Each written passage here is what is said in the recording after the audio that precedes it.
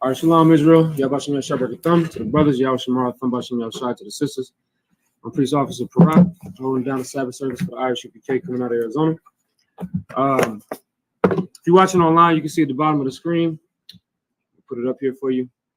Our class location, 12416 North 28th Drive. On suite number 4, right off of the corner of 28th Drive and Cactus. All right. We got classes every Tuesday through Friday from 7 p.m. to 9 p.m. And every Saturday, our Sabbath service goes from 11 a.m. to 1 p.m. All right. Today, we're going to be in the book of Job, the book of Job, chapter 21.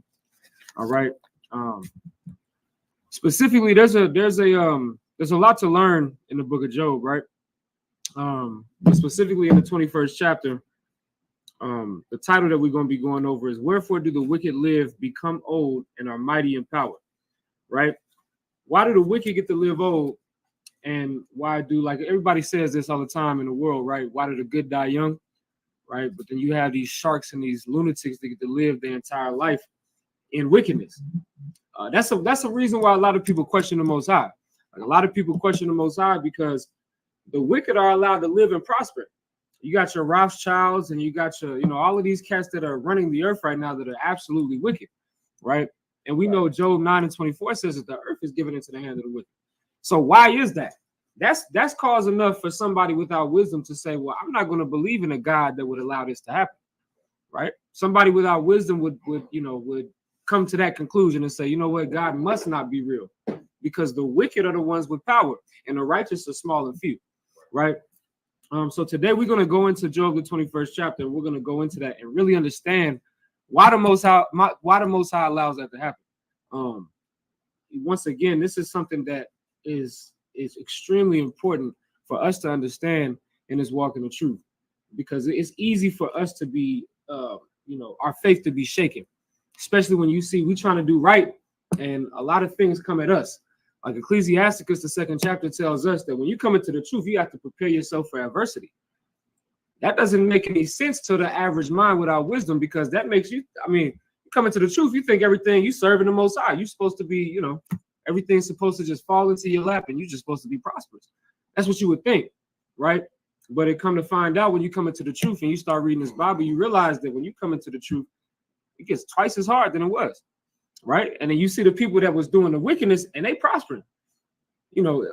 These drug dealers and these cats that's, going against the laws of God, they're the ones making the money. They're the ones that don't be late on their bills. And you come into the truth and you got it twice as hard as you did before you was in the truth. So we're going to talk about that today. Once again, it's a lot of people that question the Most High because of these things. So we're going to get started. Give me 1 second. All right. Let's pull this up for the people online. All right. We're going to open up with the prayers. So I imagine, which means to stand, and we're going to turn and face the east, which is that way. We're going to begin off with the prayers. Beginning with the Lord's Prayer in the Hebrew. Abanawa, Shabbat Shemayah, Wadash, Ayah, Shamka, Yahweh, Malakwaka, Abah, Ratazaka, Ayah, Aisha, Rataza, Kawa, Ayah, Bashamaya, Yathanawa, Lakam, Kal Yawam, Basalakanawa, Kawatnawa, Kasalaknawa, Kawathinawa, Wala'a, Tawiyanawa, Banasai 1, Abah, Awashai, Mayan, Raikaya. Ka, Amalakwa, Waha'ala, Watha Para, I will love you. In the English. Our Father, which art in heaven, hallowed be thy name. Yahweh, thy kingdom come. Thy will be done in earth. As it is in heaven. Give us this day our daily bread. And forgive us our debts as we forgive our debtors. And lead us not into temptation, but deliver us from evil. For thine is the kingdom, and the power, and the glory forever. So be it. I'm going to read the account of the power in the Hebrew. Yahweh. Yahweh. Ba'ashem Yahushai. Ba'ashem Yahushai. Baba Kushai. Baba Kushai. Nathalan Awahakak. Nathalan Awahakak. Hakat Larapa'ah. Hakat Larapa'ah. Kal Maka'ala. Kal Maka'ala. Wakal Madawa. Wakal Madawa. Hakat Latahar. Hakat Latahar. Amatazariah. Amatazariah. Hakat Lakwayam. Hakat Lakwayam. Amathium. Amathium. Hakat Arakawa. Hakat Arakawa. Atama'ala. Atama'ala. Lagar Shun. Ba'ashem Yahushai. Ba'ashem Yahushai. Wadaman. In the English, Yahweh. In the name of Yahushai. In the name of Yahushai. Please give us the power. Please give us the power. The power to heal all manner of sickness. The power to heal all manner of sickness. And all manner of disease. And all manner of disease. The power to cleanse the lepers. The power to cleanse the lepers. The power to raise the dead. The power to raise the dead. The power against unclean spirits. The power against unclean spirits. To cast them out. To cast them out. In the name of Yahushai. In the name of Yahushai. Thank you, so be it. Thank you, so be it. We read Psalms 121st chapter in the Hebrew. Asha'ah. Asha'ah. Ayanya. Ahaharyam. Mayan. Yaba'ah. Isaiah. Isaiah. Ma'aim. Yahweh. Aisha. Shamayam. Wa'aratazah. Al-Yathan. Lamawat. Magalka. Al-Yanawam. Shamarka. Kana. La'ah. Yanawam. Wala'ah. Yayashan. Shawamar. Yasha Allah. Yahweh. Shamarka. Yahweh. Tazalka. Al-Ya. Yanginka. Yawamam. Hashama. La'ah. Yakaka. Wayarak. Balayala. Yahweh. Yashamarka. Makal Ra. Yashamar. Athnapashka. Yahweh. Yashamar. Taza'atka. Waba. Waka. Ma'aitha. Wa'ai. Awalam. In English, Psalms 121. I will lift up mine eyes into the hills. I will lift up mine eyes into the hills. From whence cometh my help? From whence cometh my help? My help cometh from Yahweh. My help cometh from Yahweh. Which made heaven and earth. Which made heaven and earth. He will not suffer thy foot to be moved. He will not suffer thy foot to be moved. He that keepeth thee will not slumber. He that keepeth thee will not slumber. Behold, Behold, he that keepeth Yasharallah he that keepeth Yasharallah shall neither slumber nor sleep. shall neither slumber nor sleep. Yahweh is thy keeper. Yahweh is thy keeper. Yahweh is thy shade upon thy right hand. Yahweh is thy shade upon thy right The hand. sun shall not smite thee by day, The sun shall not smite thee by day, nor the moon by night. nor the moon by night. Yahweh shall preserve thee from all evil. Yahweh shall preserve thee from all evil. He shall preserve thy soul. He shall preserve thy soul. Yahweh shall preserve thy going out Yahweh shall preserve thy going out and thy coming in and thy coming in from this time forth from this time forth, and even forevermore. even forevermore. We're going to read Psalms, the 83rd chapter in Hebrew. Allahayim. Allahayim. Al-Dama Yalaka. Al-Dama Yalaka. Al-Thakaraj. Al-Thakaraj. Wa Al-Thashakwat. Al-Thakaraj. All. All. Kayahana. Kayahana. Awayabika. Awayabika. Yahamaya 1. Yahamaya 1. Ra'ash. Ra'ash. Al-Imaka. Al-Imaka. Ya'arayamwa. Ya'arayamwa. Sawada. Sawada. Wayatha. Wayatha. Ya'itazal. Ya'itazal. Al-Tazapawayaka. Al-Thakaraj.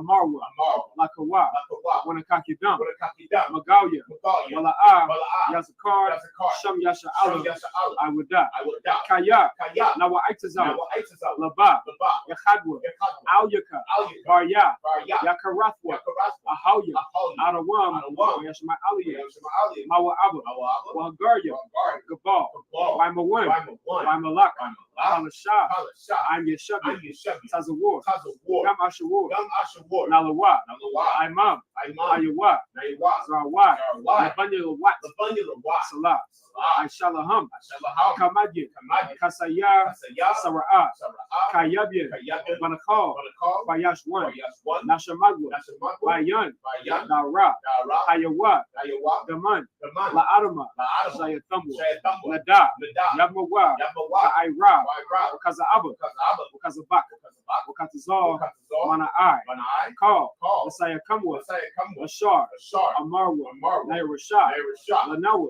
Lanawa. Ah. Ah. Na'awa. Nawa. Alahaya. Alahaya. Alahaya. Alahaya. Shayathamwa. Shayathamwa. Kagalgala. Kagalgala. Kakwash. Shakwash. Lapanya Rakah. Lapanya Rakah. Ka'ash. Ka'ash. Tabaira. Tabaira. Ya'ira. Ya'ira. Kalahaba. Kalahaba. Talahat. Talahat. Karyam. Karyam. Khan. Khan. Karadapma. Karadapma. Masa'iraka. Masa'iraka. Wabasa. Wabasa. Wapathka. Wapafka. Tabahalam. Tabahalam. Mala'ah. Mala'ah. Kanyaham. Kanyaham. Kalawan. Kalawan. Wayabakwashwa. Wayabakwashwa. Shamka. Shamka. Yahawah. Yahawah. Yabashwa. Yabashwa. Wayabahawa. Wayabahal. Aya'ai. Aya'ai. Wayakaparwa. Wayakapar. Wayabadwa. Wayabadwa. Wayada'aiwa. Wayada'aiwa. Kayatha. Kayatha. Shamka. Shamka. Yahawah. Yahawah. Labadka. Labadka. Ayawan. Ayawan. Akal. Akal. Psalms the 83rd chapter in the English. Keep not thou silence, O God. Keep not thou silence, O God. Hold not thy peace. Hold not thy peace. And be not still, O God. And be not still, O God. For lo, thine enemies make a tumult. Thine enemies make a tumult. And they that hate thee have lifted up the head. And they that hate thee have lifted up the head. They have taken crafty counsel against thy people. They have taken crafty counsel against thy people. And consulted against thy hidden And one. consulted against thy hidden one. They have said, Come, and let us cut them off from being a and nation. let us cut them off from being a nation. That the name of Yasharallah That the name of Yahshua may be no more remembered. may be no more remembered. For they have consulted together with one consent. For they have consulted together with one consent. They are confederate against thee. They are confederate against thee. The tabernacles of Edom, The tabernacles of Edom. and the Ishmaelites, And the Ishmaelites. of Moab, Of Moab. and the And Hagarenes, the Hagarenes. Gabal, Gabal. and Ammon, And and Amalek, Amalek. the Philistines, The with Philistines. the inhabitants of Tyre. With the inhabitants of Tyre. Assur also is joined with them. A sword also is joined with They them. have hope in the children of Lot. They have hope in the children of Lot. Salah. Salah. Do unto them as unto the Midianites. Do unto them as unto the Midianites. As to Sisera, As to Sisera. as to Jabin, As to Jabin. at the brook of Kasan, At the brook of Son. which perished that endured. Which perished and endured. They became as dung for the earth. They became as dung for the earth. Make their nobles like a red, Make their nobles like a red. and like Zael. And like Zahab. Yea, Yea. all their princes as Zabah, All their princes as Sabbath. and as Amunah, And as Amunah, who said, who said, let us take to ourselves let us take to ourselves the houses of God the houses of God in possession. in possession. Oh my God, Oh my God. make them like a wheel, Make them like a wheel. as the stubble before the wind, As the stubble before the wind. as the fire burneth the wood, As the fire burneth the wood. and as the flame setteth the mountains on And fire. as the flame set the mountains on fire. So persecute them with thy tempest, So persecute them with thy tempest. and make them afraid with thy storm. And make them afraid with thy scorn. Fill their faces with shame, Fill their faces with shame. that they may seek thy name. That they may seek thy name. O Yahweh, O Yahweh. let them be confounded in trouble forever. Let them be confounded in trouble forever. Yea, Yea. let them be put to shame and perish, Let them be put to shame and perish. that men may know that thou, That men may know that thou, whose name alone whose name alone is Yahweh, is Yahweh, art the most high over all the earth. art the most high over all the earth. I'm gonna read the blessings in Hebrew. Barakatah Yahweh, Barakatah Yahweh. Wa Yahweh Shai, Why Yahweh Shai? Wa Ma'aka Allah, Why Ma'aka Allah? Wa Allah Hayim, Why Allah Hayim? Wa Tazab Ya'ah, Matzah Ya'ah. Allah Wap Yahana, Allah Wah Yahana. Allah Wakim, Allah Wah Hasaraya, Hasaraya. Akwata Zayanya, Akwata Zayani. Akaya Yayu, Akaya Yayu. Wa Hakwatim, Wahak Yahweh, Yahweh. Wa Hashem Yahweh Shai, Hashem Yahweh Shai. Wa Rahman. In the English, bless you Yahweh, Bless you, Yahweh. and Yahweh Shai, And Yahweh Shai. and Michael, And Michael. and the angels, And the angels. commanding General Yahana, Commanding General the Yahana. generals, The general. the captains, The captain. the officers, The officers. the troopers, The troopers. and the sisters. And the sister. Yahweh, Yahweh. in the name of Yahweh Shai, In the name of Yahweh Shai. thank you, so be it. Thank you. Sorry while you're shopping, you can turn and be seated. Once again, we'll be in Job, the 21st chapter. 24. 21st, 21, Job 21. All right.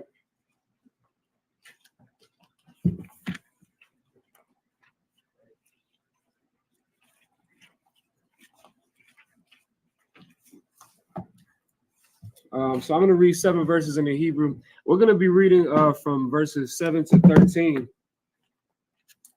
So Job 24. We're going to read, once again, verses 7 through 13. We'll read those in the Hebrew, and then we'll read it in the English. We'll break it down, get some precepts.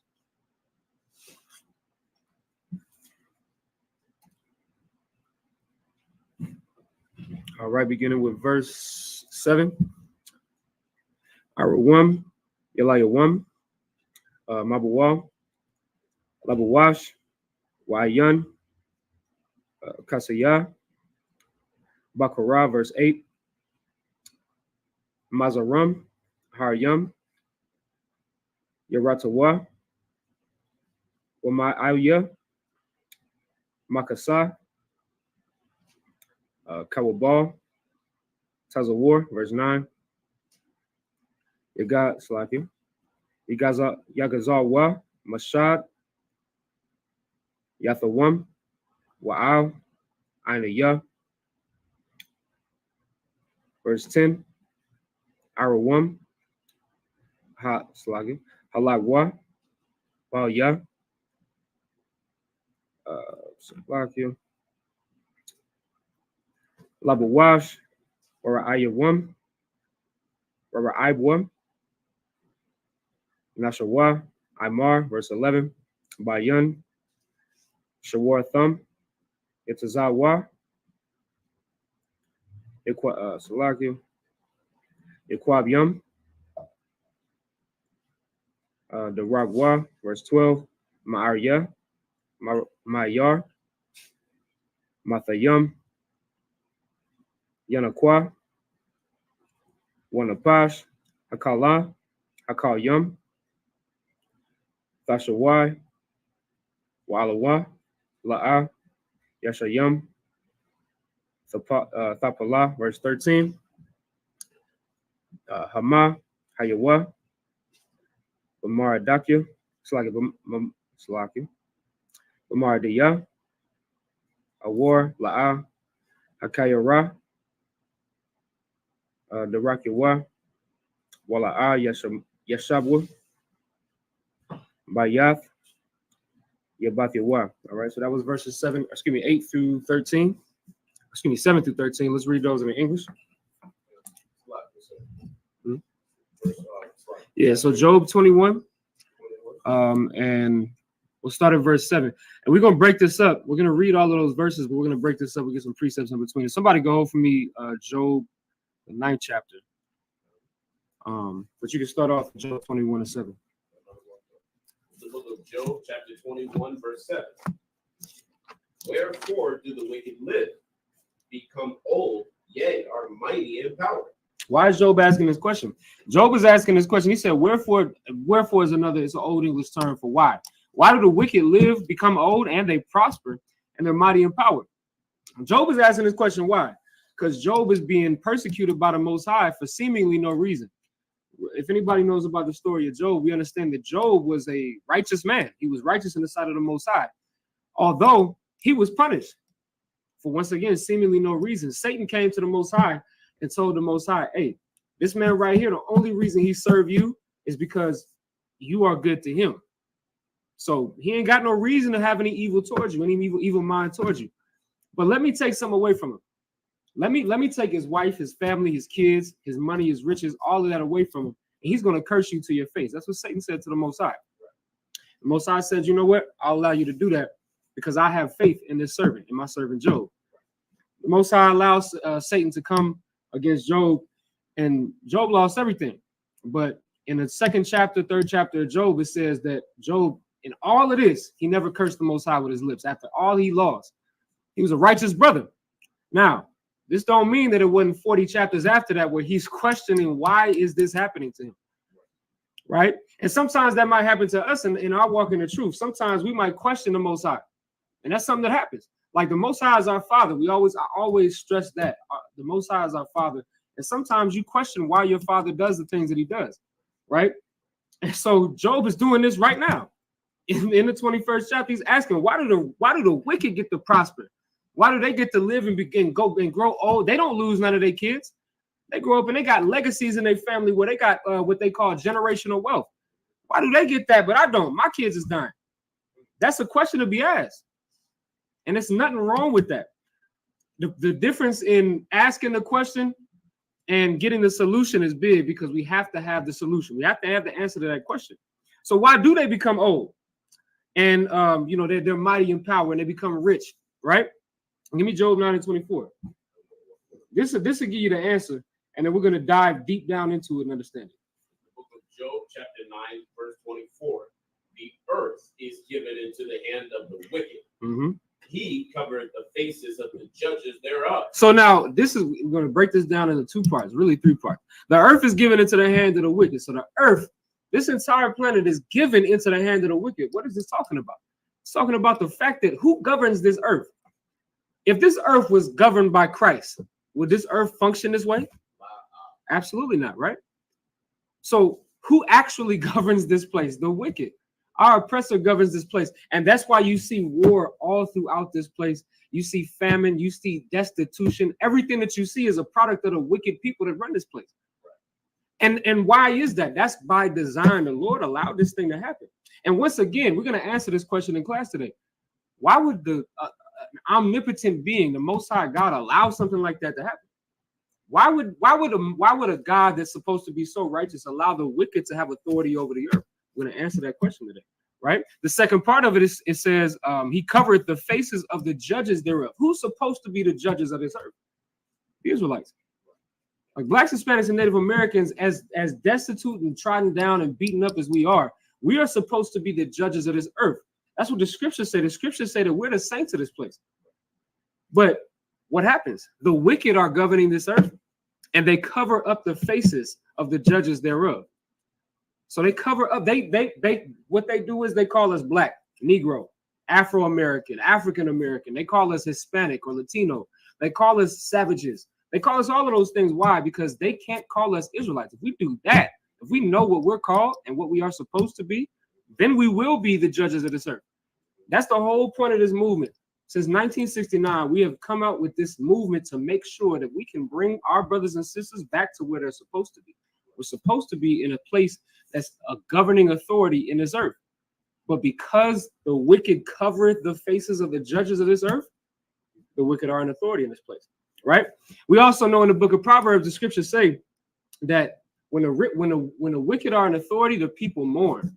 When the righteous are in authority, the people rejoice. If you look around this earth, you see that this earth is in mourning. Why? Because the wicked are the ones that are in authority in this place, right? Read that from the top if you don't mind. 9 and 24.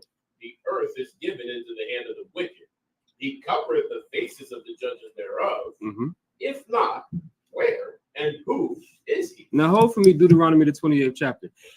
Job asked this question. He said, if not, where and who is he? This is something that we use all the time. We ask you this same question. If our oppressor, this adversary that we face in America today, if he's not the devil, then who is he? Who's the devil? Right? Who is our adversary? It's not each other, although we make it seem to be, although we fight each other day in and day out. You understand? Brothers fighting against brothers, our brothers fighting against our sisters fighting back.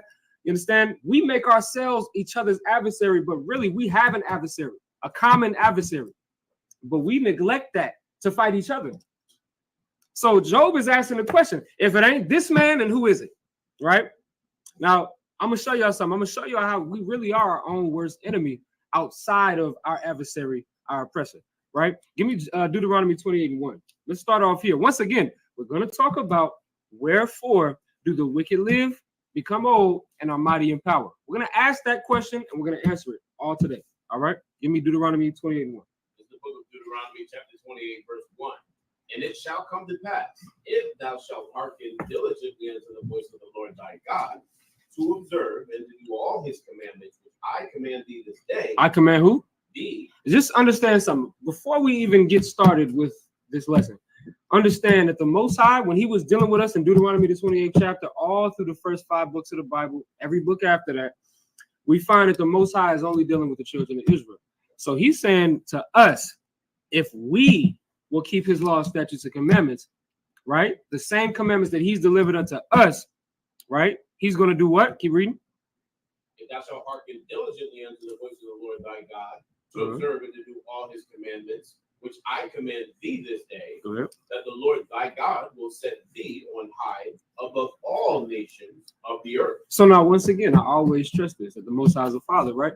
Don't this sound like what a father would tell you? Hey, if you get good grades, I'll take you to the candy store. I'll buy you all the candy you want. If you get good grades, I'll buy you that new scooter that you want. This is the Most High. You got to understand, the Most High is bigger than us. We can't never put ourselves on the same level as the Most High. He's our father. And we're just like that child that wants that candy at that candy store. You understand? We the same kid that's begging for that scooter. You understand? It's begging for that bicycle or whatever that we want, right? The Most High is telling us he'll give us those things, but only if we do what he tells us to do. It's very simple, right? And the Most High is telling us this. Why? Everybody, I don't care who you are, you need motivation to do the right thing. Otherwise, everybody will do the wrong thing. One thing we're going to find out today is that we are the only nation on the face of this planet that has been given the motivation to do the right thing, right? Every other nation, they haven't been given these laws, statutes, and commandments. They didn't get this promise. This promise wasn't extended to them. So they don't have no reason to be righteous. They don't have any reason to do well.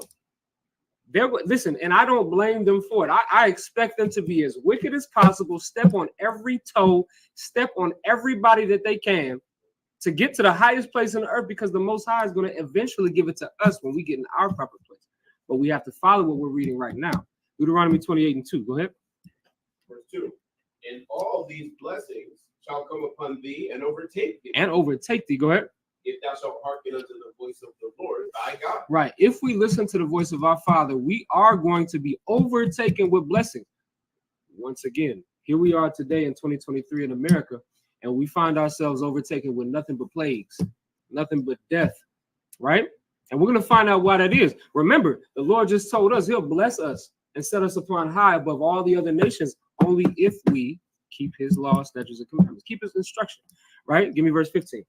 Verse 15. But it shall come to pass, if thou wilt not hearken unto the voice of the Lord thy God, to observe and to do all his commandments and his statutes, which I command thee this day, that all these curses shall come upon thee and overtake thee. And overtake thee. Once again, this is a night and day difference. We understand that the Most High, this is textbook father. This is a textbook father right here, right? He is telling you, if you do what I tell you to do, you'll get anything you want. I'll give you the world.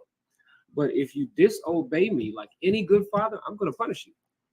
And we could be overtaken with blessings, but instead, right now, what we see is we're being overtaken by the curses. That's what's happening to us right now, right? Now, take me back to Job, the 21st chapter. I'm just trying to line y'all up so we can understand why the wicked get to prosper and why we suffer. We're going to get all the way through to the bottom of this thing, right? Give me Job 21 and 8. Book of Job, chapter 21, verse 8. Their seed is established in their sight with them, and their offspring before their eyes. Why is Job, once again, remember where Job is coming from. Job is coming from a place where his children, now you can go back to Deuteronomy 28 for me. You can hold it. We're going to kind of be back and forth between Deuteronomy 28 and here, right? Job is in a place where he lost all his children, and he's a righteous brother. The scriptures is calling him a righteous brother. We know that this is a righteous man.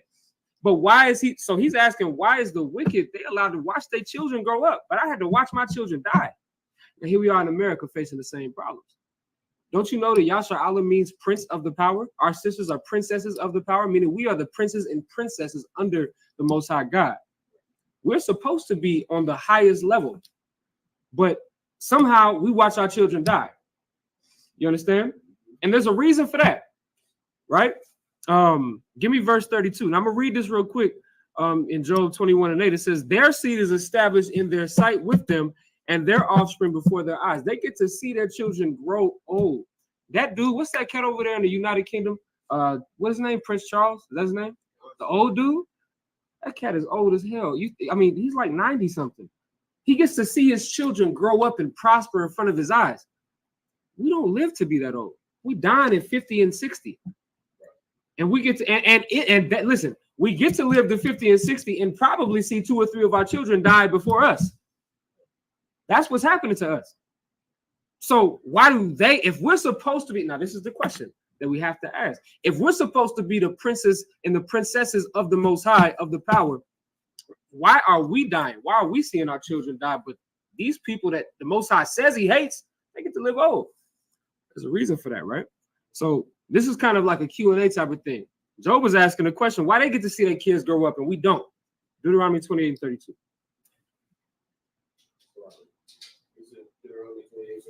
Yep, and verse 32. It's the book of Deuteronomy, chapter 28, and verse 32. Thy sons and thy daughters shall be given unto another people. Now remember, this is an extension of Deuteronomy, the 28th chapter, in the 15th verse. This is if we disobey the Most High, he's going to put these curses on us. And this is part of the curses. Now, from verse 1 to verse 14, there's nothing but blessings. Sounds good, right? But then from verse 15 all the way to verse 68, that's a lot more curses. And that's a lot more evil that the Lord can do to you because you've strayed away from keeping his laws, statutes, and commandments. This is part of it, right? Part of it is thy sons and thy daughters shall be given unto another people. Go ahead. And thine eyes shall look and fail with longing for them all the day long. And you're going to look for your children. You're not going to be able to find them because they're gone. Keep going. And there shall be no might in thine hand. And this is the part of that verse that could bring a brother and a sister to tears, right? Because there shall be no might in thine hand. There's nothing you could do about it. Now, this is something that's crafty about America real quick while we talk about it, right? In a time, you had your 1700s, 1800s, and early 1900s where you had like chattel slavery going on. And this was something that you could literally see with your own eyes. You could see your sons and your daughters being taken away from you, and there's nothing you could do about it. You could try to go after them. You could do whatever you want. The Problem is, you're not going to be able to get to them because there's no might in your hand. This is part of the curses. But this is also something that's happening today in a much more craftier way. Our oppressor has made it to where they take our children away from us in a lot more of a crafty way. Your children are in your house, but they are taken away from you at the same time because they're taken away by the things that they see on TV. They're taken away by the music that they listen to. They're taken away by what their friends at high school or in middle school or whatever are teaching them. You understand? So you lose your children before you physically lose. You lose them mentally, right, and emotionally before you lose them physically. That's something that happens in America, right? And this is part of the curses. Why is that happening right now? Because we disobeyed the Most High. Now, white kids, they get to be whatever they want to be. They go home to their mother and their father, and they're gonna go to college. They're gonna be prosperous, right? And they're gonna be seemingly in a better position than the rest of us. I'm gonna show y'all something. Take me back to Job, the 21st chapter, and then let's keep reading. Give me verse 8. This is the book of Job, chapter 21, verse 8. And it's like, their seed is established in the sight with them, and their offspring before their eyes. Mm-hmm. Go ahead. Verse 9. Their houses are safe from fear. Mm-hmm. Neither is the rod of God upon them. Right. So now their houses are safe. Remember, this is the question we have to ask. Why is this happening? The wicked, the people that should be getting punished by God, their houses are safe from fear. They ain't got to fear day or night. Give me Deuteronomy 28 again and give me verse 66. They don't have to fear the punishment. The scriptures say right here, neither is the rod of God upon them. They're not worried about what the Lord is going to do to punish them because the Lord isn't punishing them. They're like the Prince Charles who has your Joe Biden right now, who is old and decrepit, right? And he's somehow the president of the United States of America. This man is, he's lost his mind. He's not all the way there. He's running America. And this same man came out with the crime bill in the 90s to lock up black people intentionally. And we can see this all throughout history. We can see what they've done to try to incriminate us and put us away. There's a whole campaign against the black man in America. But somehow they're allowed to grow old, so old that they shouldn't even be in office right now. Like Joe Biden shouldn't be the president of the United States because he can't even really hold a conversation. But somehow he's able to be as old as he is in that position of authority. And the Most High ain't strike them dead yet. That's the question that Job is asking, right? So it's once again, this is something that we have to go through and understand why this is happening, right? So give me Deuteronomy 28 and 66. So once again, their houses are safe from fear, and the Lord's rod of correction is not upon them, right? Go ahead. Deuteronomy 28 and 66. So, like, sir, can you read from me? What's it again? Yeah, Deuteronomy 28 and 66. Deuteronomy 28. Mm-hmm.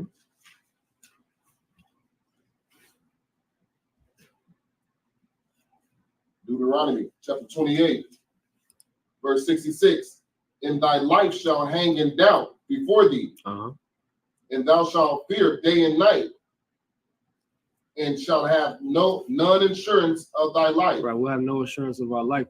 This is one of the curses that come upon us. Now I'm going to explain something to y'all. This is a curse that comes upon us because we have disobeyed our Father. But the other nations, if somebody could get for me Psalms, I think 147th chapter, right? The other nations, they don't obey God. They don't read this Bible and say, hey, I'm going to follow these laws, statutes, and commandments. They don't do that. And somehow they don't get punished, but we do. I'm going to explain to y'all why it is that we're the ones that are being punished and they're not. And it's going to give you a sense of security and peace in understanding why they don't get punished and we do. Give me Psalms 147 and verse 19. I think that's what I want.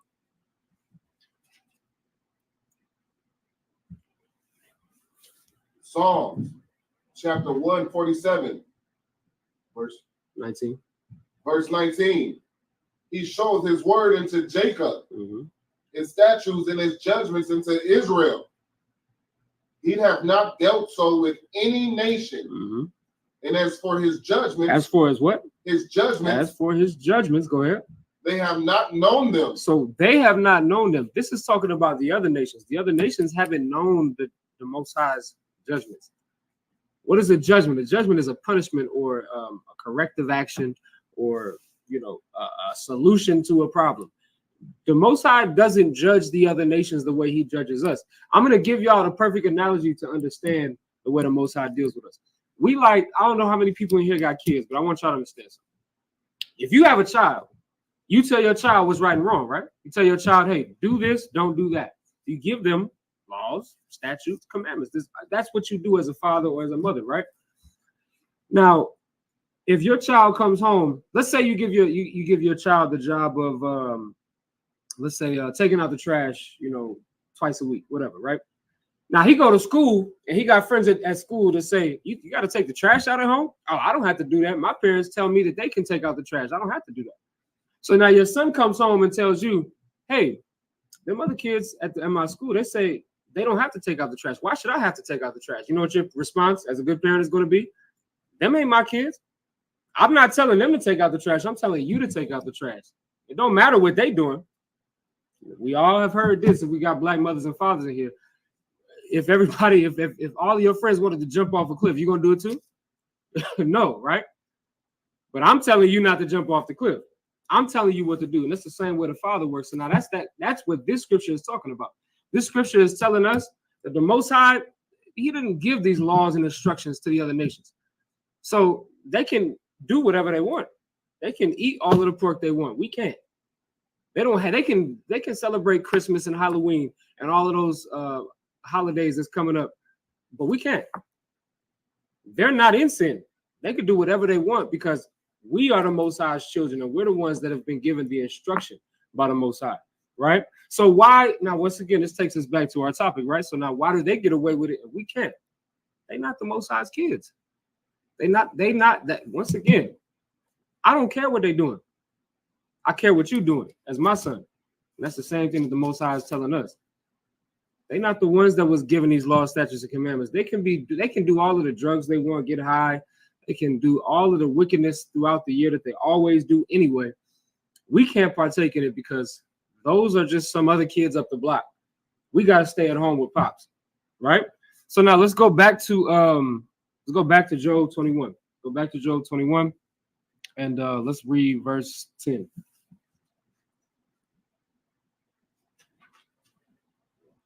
You got it? Job 21 and verse 10. Chapter 21, verse 10. Their bull gendereth and faileth not. Their cow calveth and casteth not her calf. Right. So now, on top of them being prosperous in many other ways, being able to see their children prosper, they also have prosperous cattle. I'm gonna show y'all something. Give me back to Deuteronomy 28. This is, once again, like I said, we're going back and forth. This is a question and an answer, right? Why do they get to see their children grow up? We got the answer for that. They wasn't given the law, so their children get to do whatever they want. They can step on all of the toes and become CEOs of Apple. Your Steve Jobs stepped on every toe that he could to get to the top position that he was until he died, right? Elon Musk, he stepped on every toe possible to get to the position that he's in, to where he can launch spacecrafts into the outside the atmosphere. Why was he able to do that? And why are we not able to do that? Because he was able to do it wickedly. We can't. When we try to do it, we fail. Right? Now let me show y'all something with this, right? They're bull generous, meaning this is really, it's literal, but it's symbolic at the same time, right? This is still just talking about how prosperous they are. They're bull gendereth. What does it mean when a bull genders?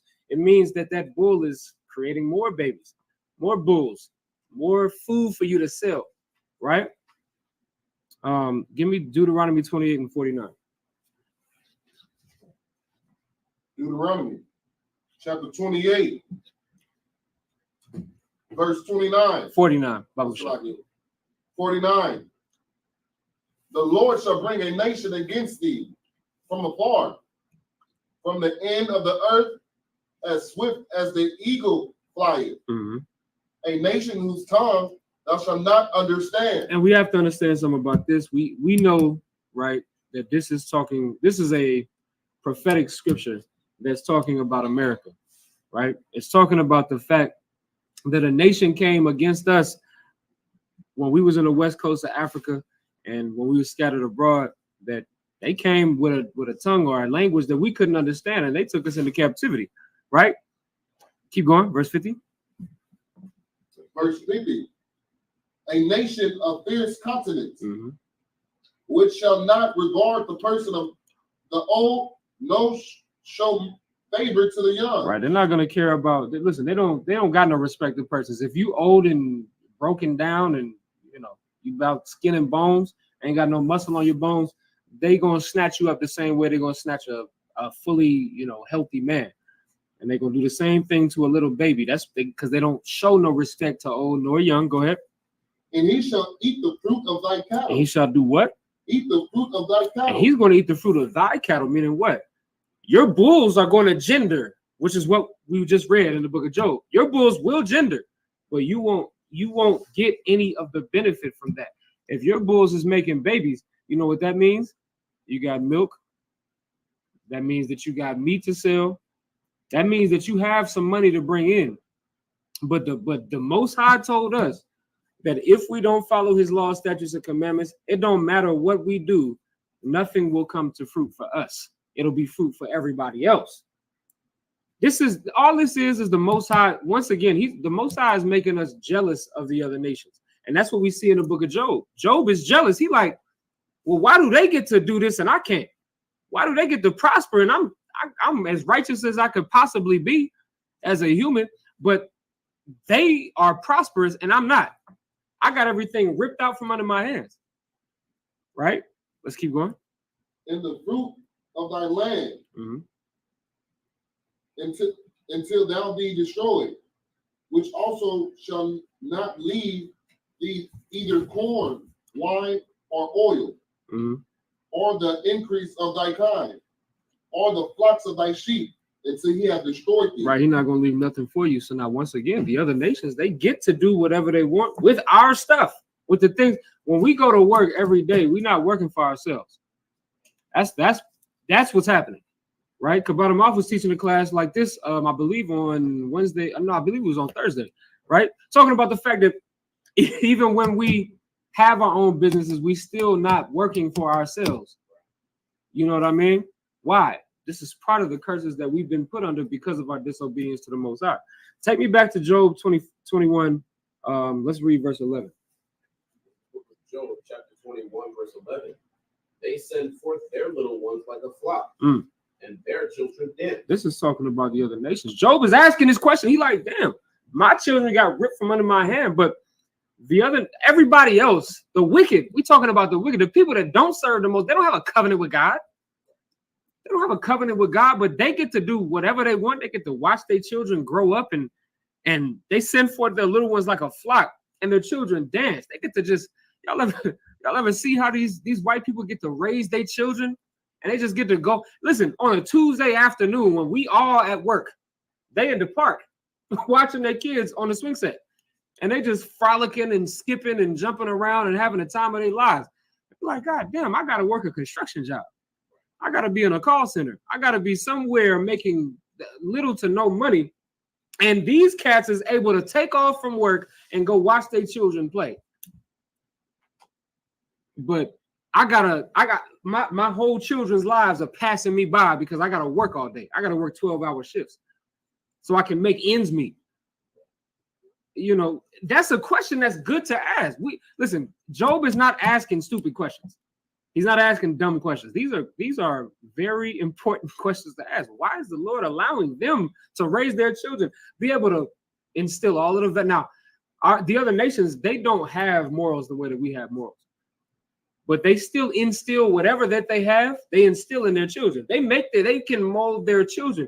Rap music ain't raising white kids. You understand?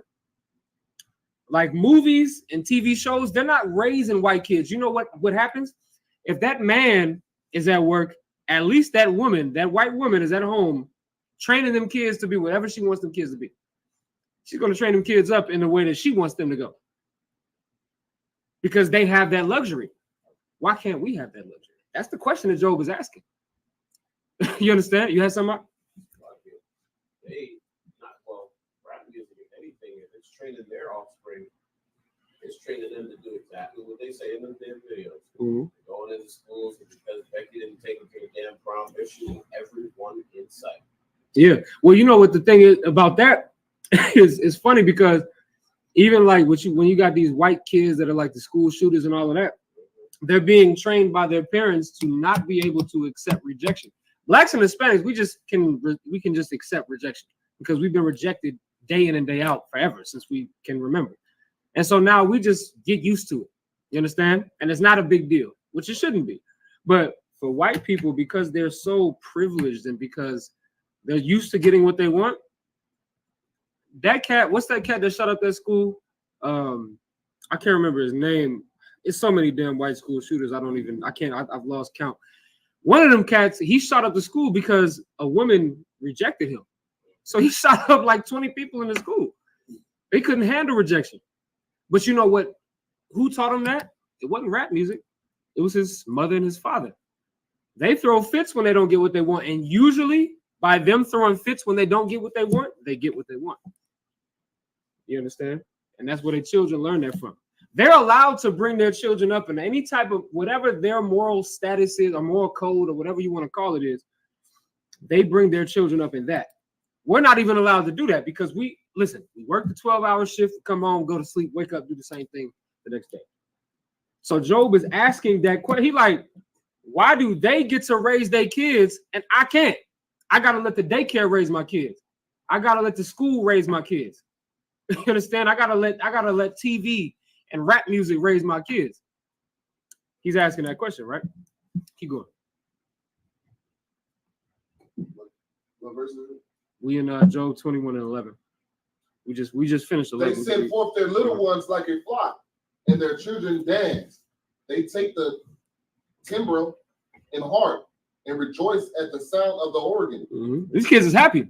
They got their parents. You know? And we got to look at that, right? Because why are Black and Hispanic children so downtrodden, beat up, and just sad all the goddamn times and angry? People always ask this question about Black people, like, well, why are y'all just so angry all the time? Because it is. Like, the curses are upon us. And so our parents didn't get to raise us. You understand? Our parents didn't get to raise us the way that a white parent could. Because white people, they don't have to follow these laws, statutes, and commandments. So, and the rod of the Lord's correction is not on them. So they can do whatever they want. But for our people, we can't. We're definitely what's the word that we're working a tight ship. You understand? And the problem with that is that our children grow up malnourished of education, malnourished physically, emotionally. Like we get raised up by exterior sources. Our mother and our father wasn't able to raise us the way that they could. So they ask us, why are you so mad? Why are we so violent? Why is there so much Black on Black crime? Why don't Black women love Black men and vice versa? Why is that? Well, that's because that's what we've been taught. Because our parents weren't able to raise us. You understand? It's by design. However, these other nations, them kids, they skipping and they as giddy as possible, right? It says they take the timbrel and the harp and rejoice at the sound of the organ. They the ones, they go into them violin recitals and they just live in the time of their life, right? Right? Keep going, verse 13. They spend their days in wealth. In wealth, right? They're rich. They don't want for anything. They don't want for anything. Like we struggling in the world, we struggling to buy our kids Christmas presents. You understand? And the white kids, you turn 15, 16, they got a Benz, a Mercedes Benz with a bow on it. Here's your Christmas gift, son. That's what they get.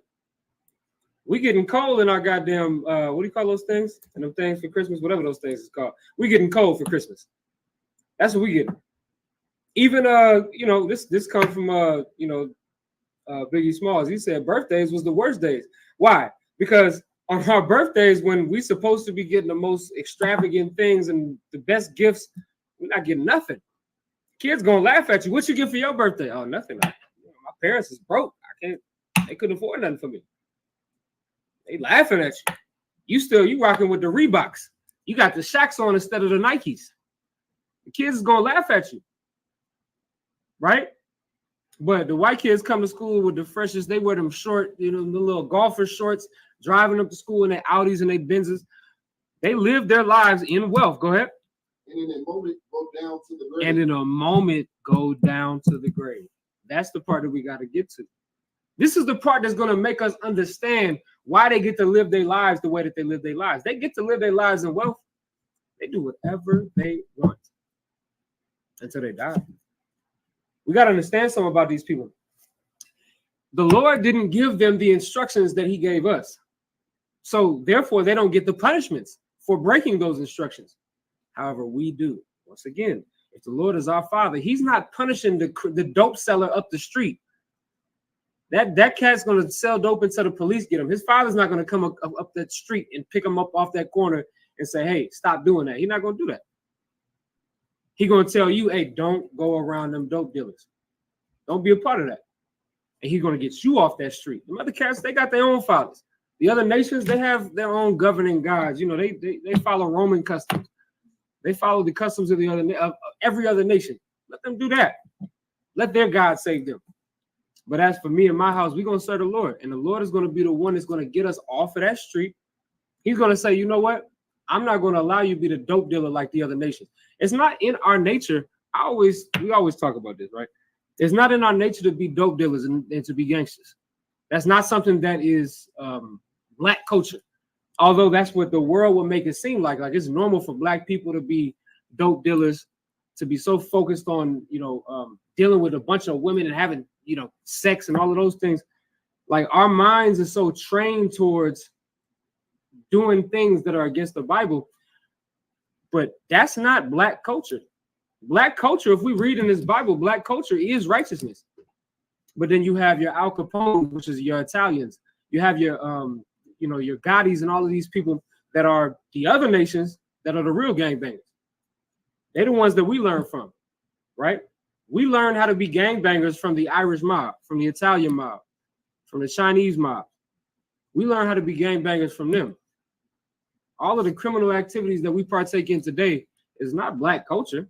Black culture is righteousness, but we follow the other nations and they do the things that are against God. Why? Because they weren't given the instructions. We follow them instead of following our power, right? But give me, if you don't mind, give me Zechariah the 11th chapter real quick. Matter of fact, no, don't even worry about it. Let me get Job 21 and 14. Job 21, verse 14. Therefore they say unto God, depart from us, for we desire not the knowledge of thy ways. What was this talking about? Once again, it's talking about the other nations. They don't care about having the knowledge of the Most High. Like they don't want.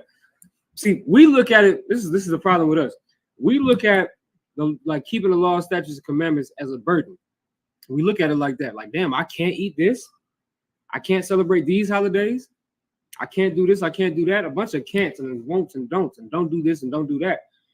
All of that seems like a burden to us. And the other nations, they looking like, they looking like it the same way. They're like, I don't want to do that. They say, I don't want none of that knowledge. They say, depart from us, for we desire not the knowledge of thy ways. They don't want this, and we have a gift. I just taught this like a week ago, right? The truth is a gift. This ain't something that you can pay for. Simon tried to pay for the truth in the book of Acts, I believe the 12th chapter, right? He tried, or the 8th chapter, excuse me. He tried to pay for the truth. You can't pay for this. There's no amount of money that you could dish out and get the truth. There's a gift that the Most High can give you, and you can receive it or not.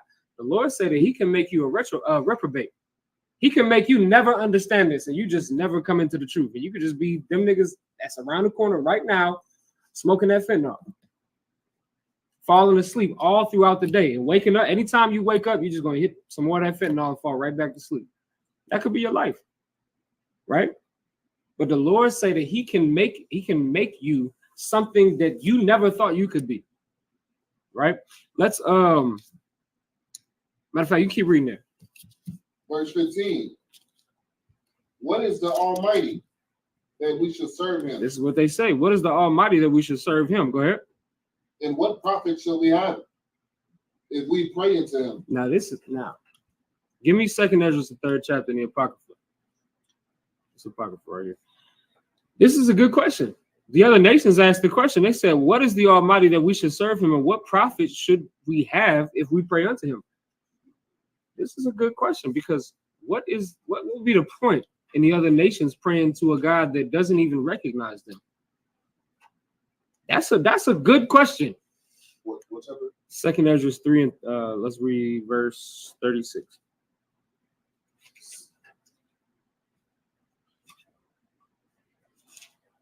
Second Ezra, chapter 3, verse 36. Verse 36. Thou shalt find that Israel by name had kept thy precepts, but not the heathen. This is the perfect precept to understand. This goes right along with Psalms 147 and 19 and 20, right? The other nations weren't given these laws and instructions. Why the hell are we expecting them to keep any sort of righteousness? They should, and I stand by this, they should be as wicked as humanly possible. They should be as wicked as possible. Why? I mean, they're going to be judged anyway. And they know it. They know it. They know what's coming to them. That's why you had Trump instilling that Space Force.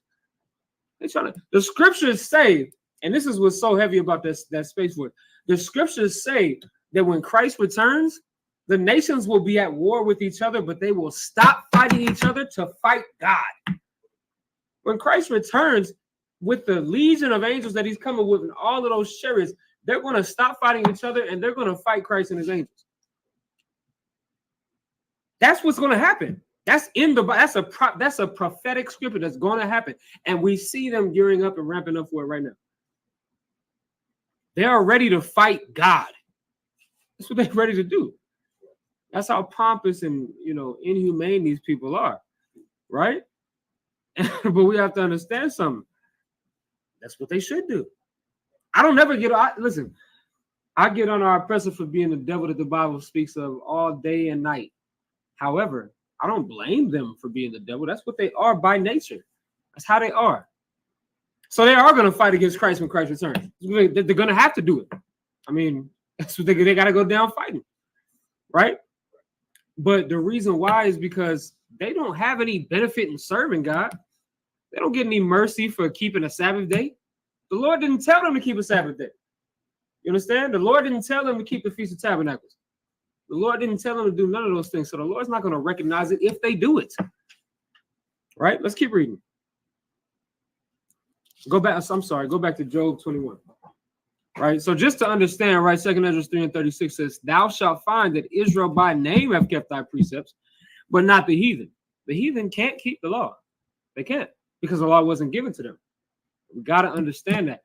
Stop holding these oppressors to a righteous level. Like they're supposed to be better than they are. They're supposed to be what they are. They're exactly what they should be. Everybody says the system is broken. The system ain't broken. The system was built this way. They're supposed to be corrupt. That's what they're supposed to be. The scriptures say, the Most High said it himself. He said that these people, the other nations, are vessels that were built for destruction. That's hard to understand. A lot of people can't understand the way the Most High's mind works. But these people were built to be destroyed. That's it. That's it. That's like y'all ever play Jenga? You put them things up, build that thing up, and then by the end of the game, the point is for that thing to fall down. That's the point. That's what the Most High did with these white people. He made them to be destroyed eventually. That's what happened, bro. That's what's going on. Right? Let's keep reading. You had something, Mark? The reason why the Most High is raising them up, just like we know he did Egypt, is so that he can destroy them. Because Most High is like a black man. He likes to flex, and he wants all of the people on earth to know who in the hell he is and what he does when he's pissed off about some slot. Yeah. Yeah, you know what? That's funny that you say that. That's actually perfect to bring out. In Romans the 9th chapter, it talks about for the same cause, the Most High raised up Pharaoh just to destroy him. That's what the Most High do. So is it so far-fetched that he would do that to an entire nation of people? No. It's not that far-fetched. Especially when this nation of people, you can go all throughout the Bible and realize that this nation of people deserves to be destroyed. And so when we started to question the Most High, like, why would you even allow this nation of people to do this to us? Just know that the Most High, his ways are not our ways. Right. The Most High is going to take this nation of people out. Let's keep reading though. Let's get Job 20. Let me see. Job 21 and verse 16. Hey, yes, Job 21 and verse 16. The book of Job, chapter 21, verse 16. And for those of us that go to camp, this chapter is a good chapter to read. Job, the 21st chapter, your whole camp speaking, if you want to make it, if you got to be up and speaking at camp for an hour or two, this chapter, you can just read this chapter. It's going to get you through your entire camp speaking, because there's so much information that you can bring out just based off of what Job is talking about, right? I just want to throw that in there, right? But let's read verse 16. Book of Job, chapter 21, verse 16. Oh, their good is not in their hand. The counsel of the wicked is far from me. How oft is the candle of the wicked put out? How often is the candle of the wicked put out? What's a candle represent? Light, liveliness, life, right? How often is the candle of the wicked put out? Hey, they might live to be. This is one thing we got to understand. Matter of fact, I got to do this. Let's get to real quick. I wasn't even planning on bringing this out, but let's go to 2 Maccabees in the Apocrypha. 2 Maccabees. Let's read this real quick. 2 Maccabees. Let me see. I think chapter 11, I believe. I'm about to find it. 1 second. Forgive me. No, it might be 13. I'm tripping. Let me see. Let me see. Give me 1 second. It's locked in.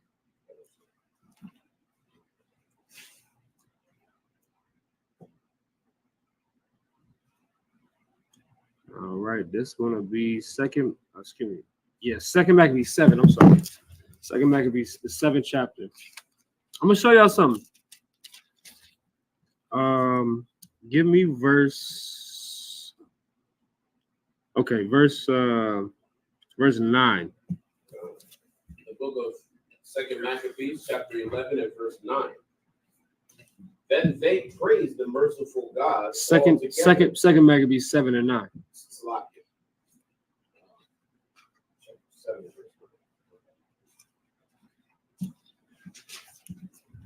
The book of 2 Maccabees, chapter 7, verse 9. And when he was at the last gasp, he said, thou like a fury takest us out of this present life. Just to understand, let's get the context of this story, right? I'd read this whole story right now if I had the time. But this story is talking about there were 7 brothers and their mother. And these brothers ranged anywhere from the ages of under 10 years old to their 20s, right? And these 7 brothers was being persecuted. This is at the time of the Greek occupation, all right? The Greek occupation of Jerusalem, where the Greeks came in. They destroyed our temples. They were sacrificing swine's flesh in our temples, all types of disgusting things. And it was unlawful for us to follow our God. It was unlawful. You couldn't keep, like what we're doing right now, we couldn't keep the Sabbath day. We couldn't go out and teach it on the street. We couldn't have a Bible in our hands. We couldn't go back to following our Father. That's what this time was. And at this time, there was a king at the time that told these 7 brothers, they gathered these 7 brothers and their mother together and said, listen, I'm going to kill y'all unless y'all eat this piece of pork. I'm going to put this piece of pork on this table. Now, we all understand Leviticus, the 11th chapter, tells us that we can't eat pork. That's against the law of our Father. It's against God.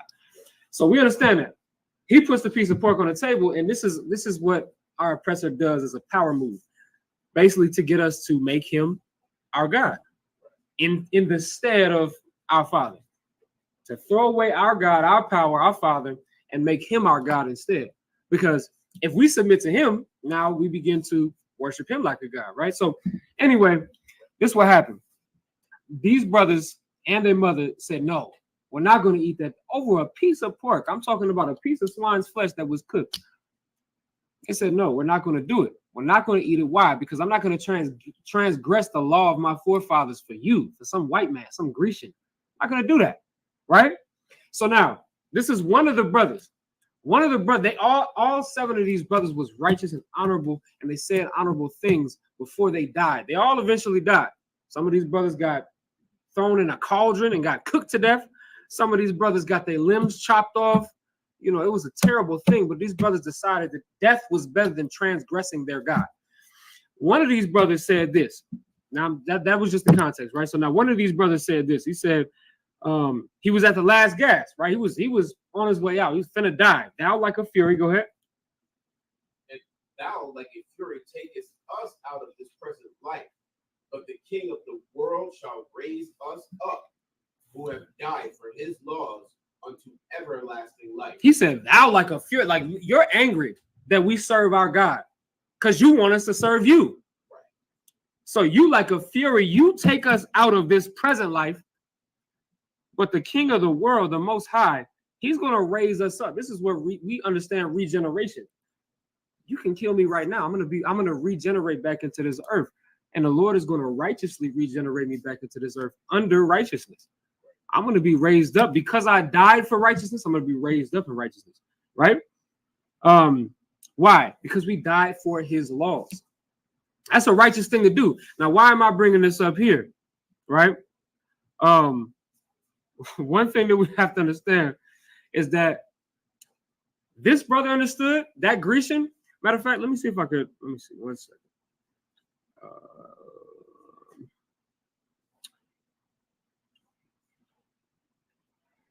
I want to find, there's a spot where one of these brothers, let me see. Give me 1 second, I'm sorry.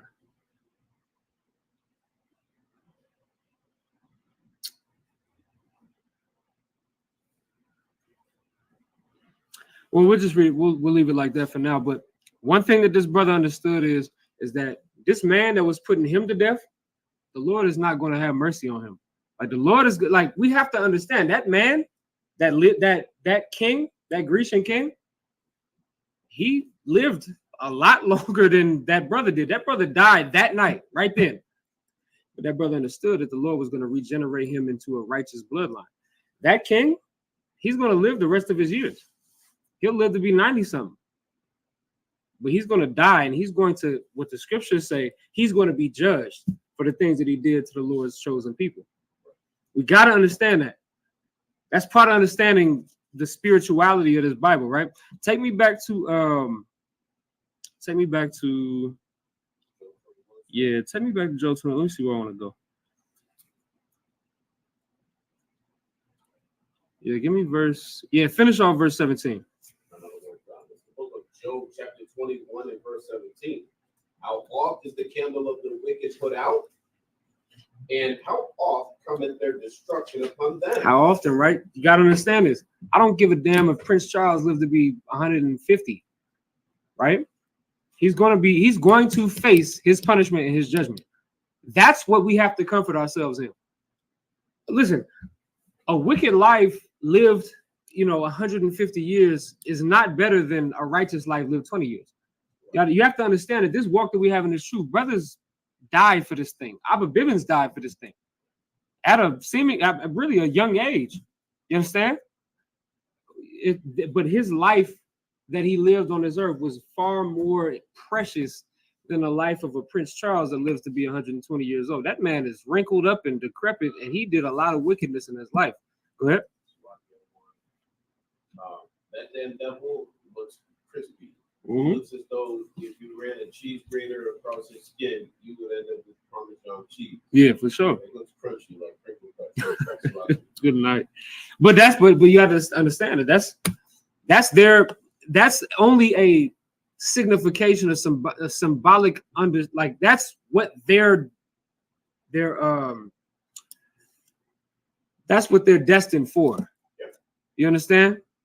Like you say, like we all understand that our oppressor ages like moldy cheese. You understand? Go ahead. Yeah, damn right. And that's only symbolic as to what their destiny is for the wickedness that they have contributed to this earth. Remember, Job 9:24 says that the earth was given into the hands of the wicked. That don't mean that the Lord loves them. That don't mean nothing like that. That means that the Lord picked the wickedest group of people to say, you know what? You go ahead and you control all of the banks. You control everything. And you know what? You're going to deny blacks and Hispanics from getting a business loan.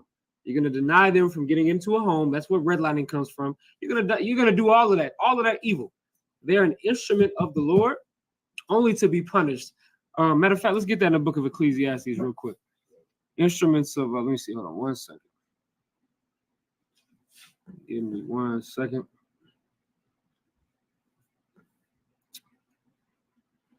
I believe it's vessel of destruction. Let me see something real quick.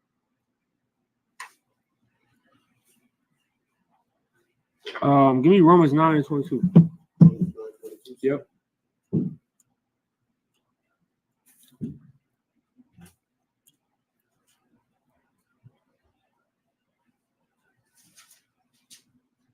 The book of Romans, chapter 9 and verse 22. What if God, willing to show his wrath and to make his power known, endured with much long suffering the vessels of wrath fitted to destruction? Now he said what? Now this is Paul talking, right? Paul is saying, what if God, willing to show his wrath and to make his power known, endure with much long suffering the vessels of wrath fitted to destruction? So what is this talking about? Go ahead. Razan. The scripture is talking specifically about what's going to happen when the entire earth witnesses a nation that is so evil. Like what happened with George Floyd echoed across the entire earth. Every race that was connected to the internet saw how evil this race of individuals are. And they all said, "What that right there is crazy." The Most High is watching the entire thing. Mm-hmm. So that when he brings judgment down upon their heads, nobody is questioning, why did this happen? Right. Everybody's going to know you deserve it. But this is the spirit behind this scripture. Remember, what if God, willing to show his wrath, what does willing to show his wrath mean? He wants to, right? And to make his power known means what? He wants to make his power known. We saw that with Pharaoh. We saw that. Listen, the Most High endured. He made 10 plagues come upon the land of Egypt when he could have just snapped his finger and said, "Hey, kill Pharaoh. That's it. That's it." And all of this could be over. But he endured 10 plagues, right? So he wants to make his power known, and he's willing to show his wrath. But it says that he endured with much long suffering the vessels of wrath fitted to destruction. Meaning the Lord is willing to deal with all of the nasty, disgusting things that our oppressor has done. He's waiting for a time to show his destruction. Right. Like, you don't think the Most High, like that's part of what we're talking about today. The Most High could snap his finger and say, "Hey, to hell with the white man, put him to death. No more white people exist." He could do that if he wanted to. He could. Listen, don't think that you serve some sort of inanimate object. Like this isn't Christianity or Islam. Right. We don't serve a rock. We don't serve some sort of cross. We don't serve that. We're serving a living power. He could, if he would like to, he could snap his finger and say, "You know what? To hell with the white man. Put him to death. That's it. No more white people exist ever." He could do that. But what we're seeing here in the book of Romans 9:22, it says that he is going to endure long suffering the vessels of wrath fitted to destruction. You have something?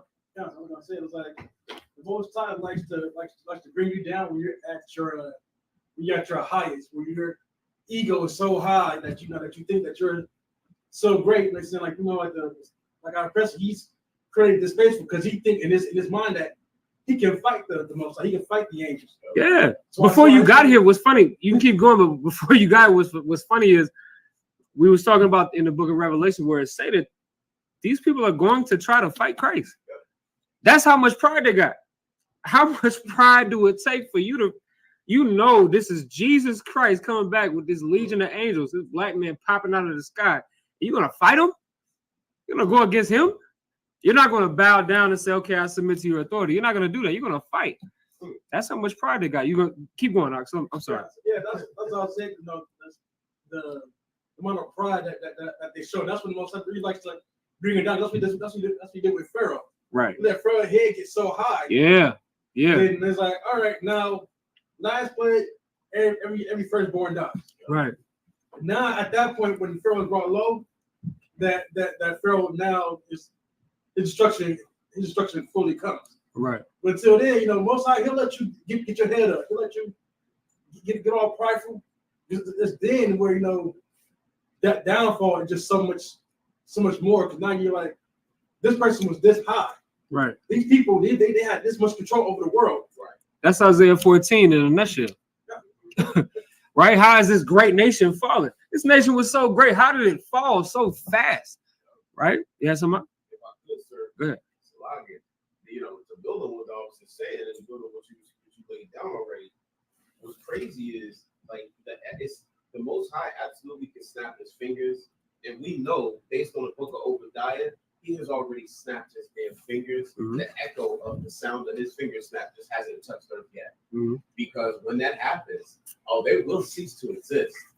And the crazy thing is, they're so like the pride in their heart is so strong that although we have served them for hundreds of years, and we know in the UPK thousands of years, based on the Romans and the Greeks, and now in the United States of America, we know that their pride is so strong, they absolutely will not bow down to a nigger.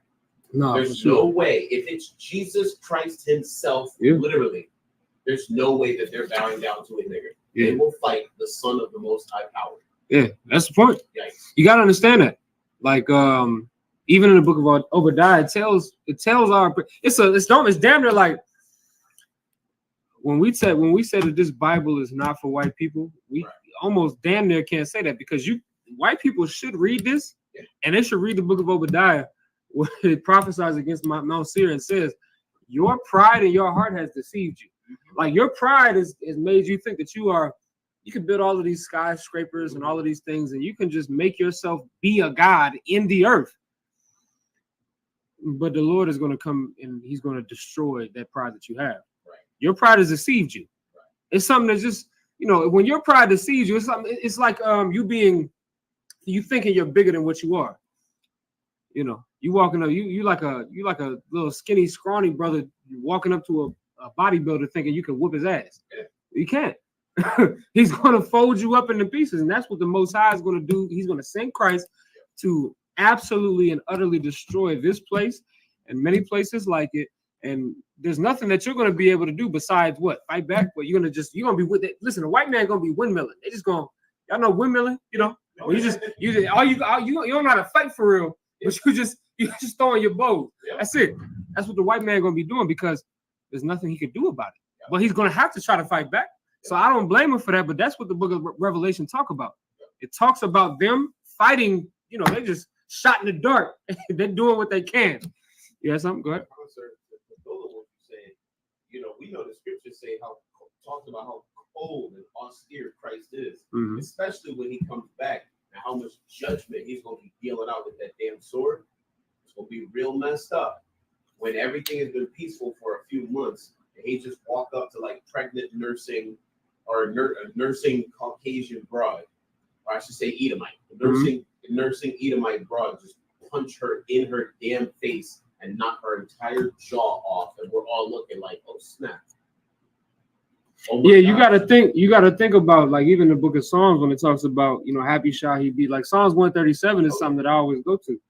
Happy shall he be that dashes thy little ones against the stones. Like it's tough. You got to understand that the Most High is not playing. When he sends Christ, like Christ has been waiting for 2,000 years to come back. Hey, I don't know, you know, maybe he'll wait another 2,000 years. Maybe he'll come back tonight. But what I can tell you is that the Most High is putting a hold on Christ's return, and Christ is pacing back and forth, waiting to come back to this place to fulfill what these scriptures is talking about. When I go into the book of Isaiah is my my favorite book in the Bible because it talks about so many prophetic things that are going to happen when Christ returns. And what you're talking about ain't wrong. That's in there. That's in the book of Isaiah. You understand? And that's just something that we have to like. So now, once again, coming back to the topic of the class, we have to hold on to that. Because if we hold on to, damn, black people are destroyed. Damn, black people are on drugs and on child support and can't afford this and can't afford that. We'll just remain in that state. Right. I always, when I have these classes, what I always do is I always have a solution at the end of the class. I talk about the bad things because we have to talk about it. You have to address the things that are wrong with our community, but we have to have a solution for it. Imagine if I just sat up here for 2 hours and just talked about everything that's wrong with black people. It would be a terrible class because you're not learning anything other than what you already know. But what's the solution? What's the solution? What can we do to take ourselves out of this position and really understand what the plan of the Most High is? If I just talked about the negative things, you would just hate God coming out of this class today. You'd be like, damn, I don't want to serve that guy. He's a terrible person. He just wants me to suffer. Let's find out what the Most High wants for us. So now, remember, we're talking about the destruction of the other nations, how they are able to, thrive and prosper in America, but how they're still going to face their punishment and their judgment, right? Let's go to Revelation 18. Revelation 18. We're going to close out in just a second. Just a minute. Revelation 18 and 2. Book of Revelation, chapter 18 and verse 2. And he cried mightily with a strong voice, saying, Babylon the Great is fallen, and is become the habitation of devils, and the hold of every foul spirit, and the cage of every unclean and hateful bird. So what is this talking about? Has this happened yet? This has happened. This is already, we are in this state of Babylon that has already fallen. Go ahead. You got something? Birds, as you know, if you black, birds are so insignificant to us that even if we raise them, we still end up eating them. Mm-hmm. So the foul birds are the other nations specifically eat them. Mm-hmm. And with the foul ones specific would be like the police that enjoy oppressing black people and just murdering them for no damn reason. So what does it mean when it says that Babylon the Great is the habitation of every foul bird? What is it talking about? So it means this is where they live. Exactly. This is the home, America is the home of murderers. It's the home of all manner of wickedness. And so why is this so? Go ahead. As a matter of fact, sir, just like that goddamn national anthem, to build on what you just said. Yeah, for sure. The land of the free. And the home of the brave. Yeah. The home of the brave, that their emblem is that goddamn eagle. They all think that they're goddamn free eagles. Mm-hmm. You ask them their to their face, what is freedom to you? And they say, they might start with to do whatever you want. And it's even if it's end the life of someone else for no damn reason.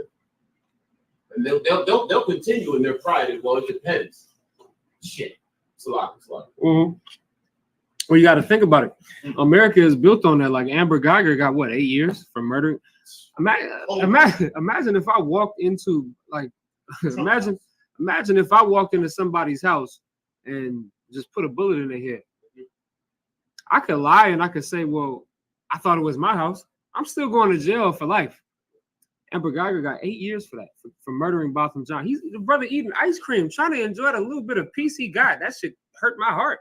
He's trying to enjoy the little bit of peace that he got eating ice cream on his couch. Can you listen, brother? No, brother, no. You listen.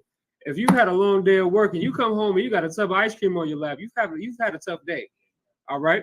And that brother had a tub of ice cream on his lap, eating ice cream, and some nasty, disgusting white devil broad comes into his house and puts a bullet in his head for nothing. And then she lies to the police and says, oh, I thought it was my house. And then she gets 8 years for that. America is not the land of the free or of the just. America is the land of the absolutely most disgusting race of people on this planet. That's what America is the home of. America is the home of that. This place is the most disgusting place that you could imagine. I couldn't write a comic book on this place. I couldn't write a novel on this place because this is the most disgusting place. A human mind couldn't come up with this. You'd have to be a beast. And that's, I know where you're going. And that's who came up with the construct of America is a beast. Yes, I was going to say, just the immigration situation, just how horrible this the oppressor's justice system is. That I believe she's already put in an appeal to serve lesser time. Yeah, wow.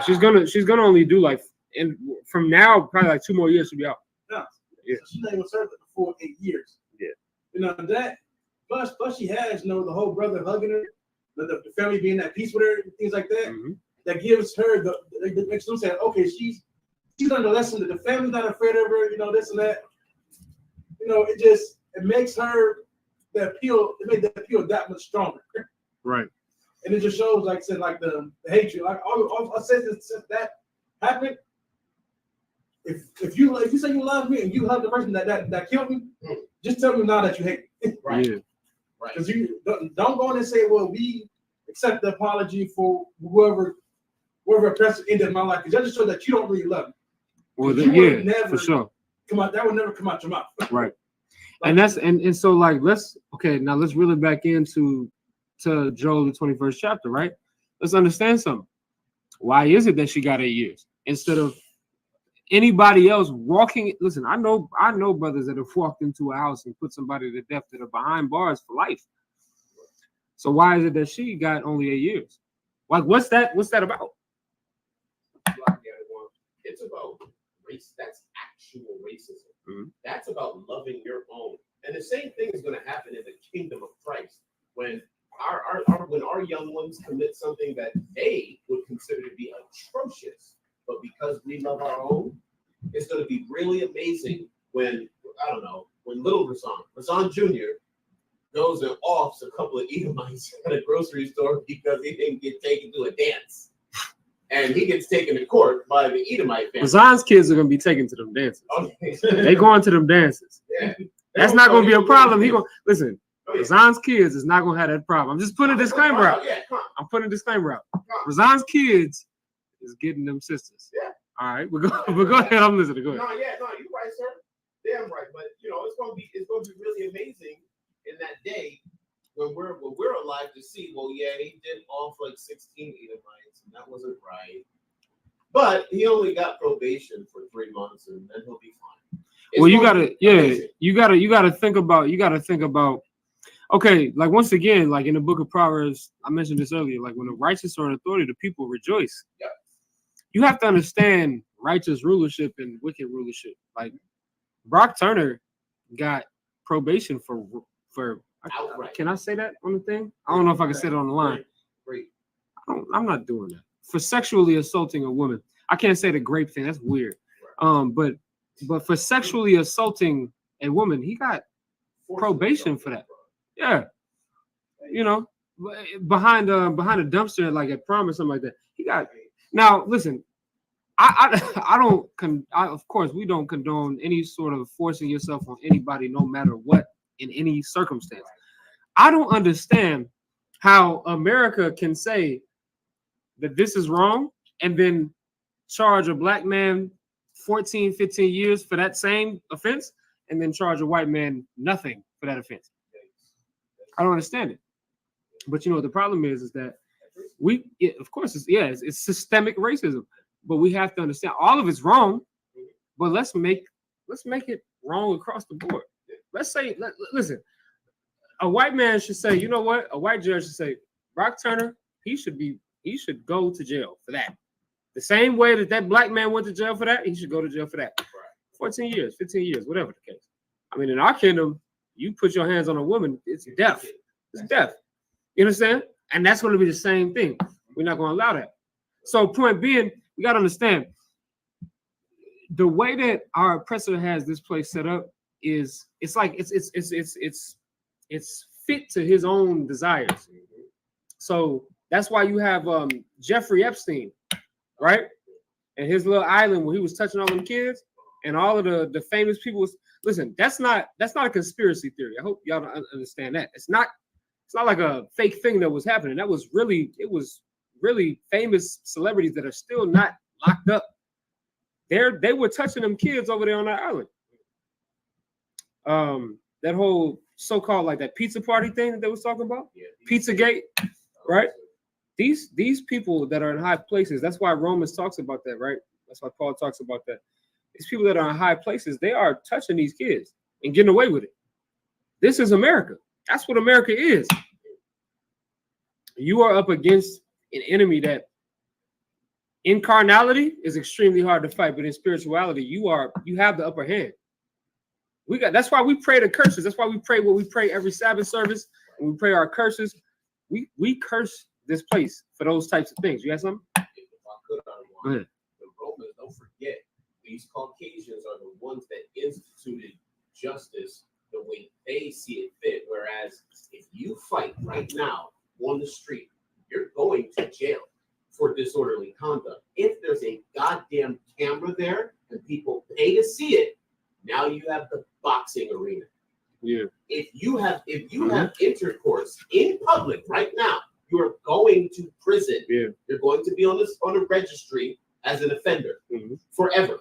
But if there's a goddamn camera there and people pay to see it, now you have pornography. So now what does that tell you about America?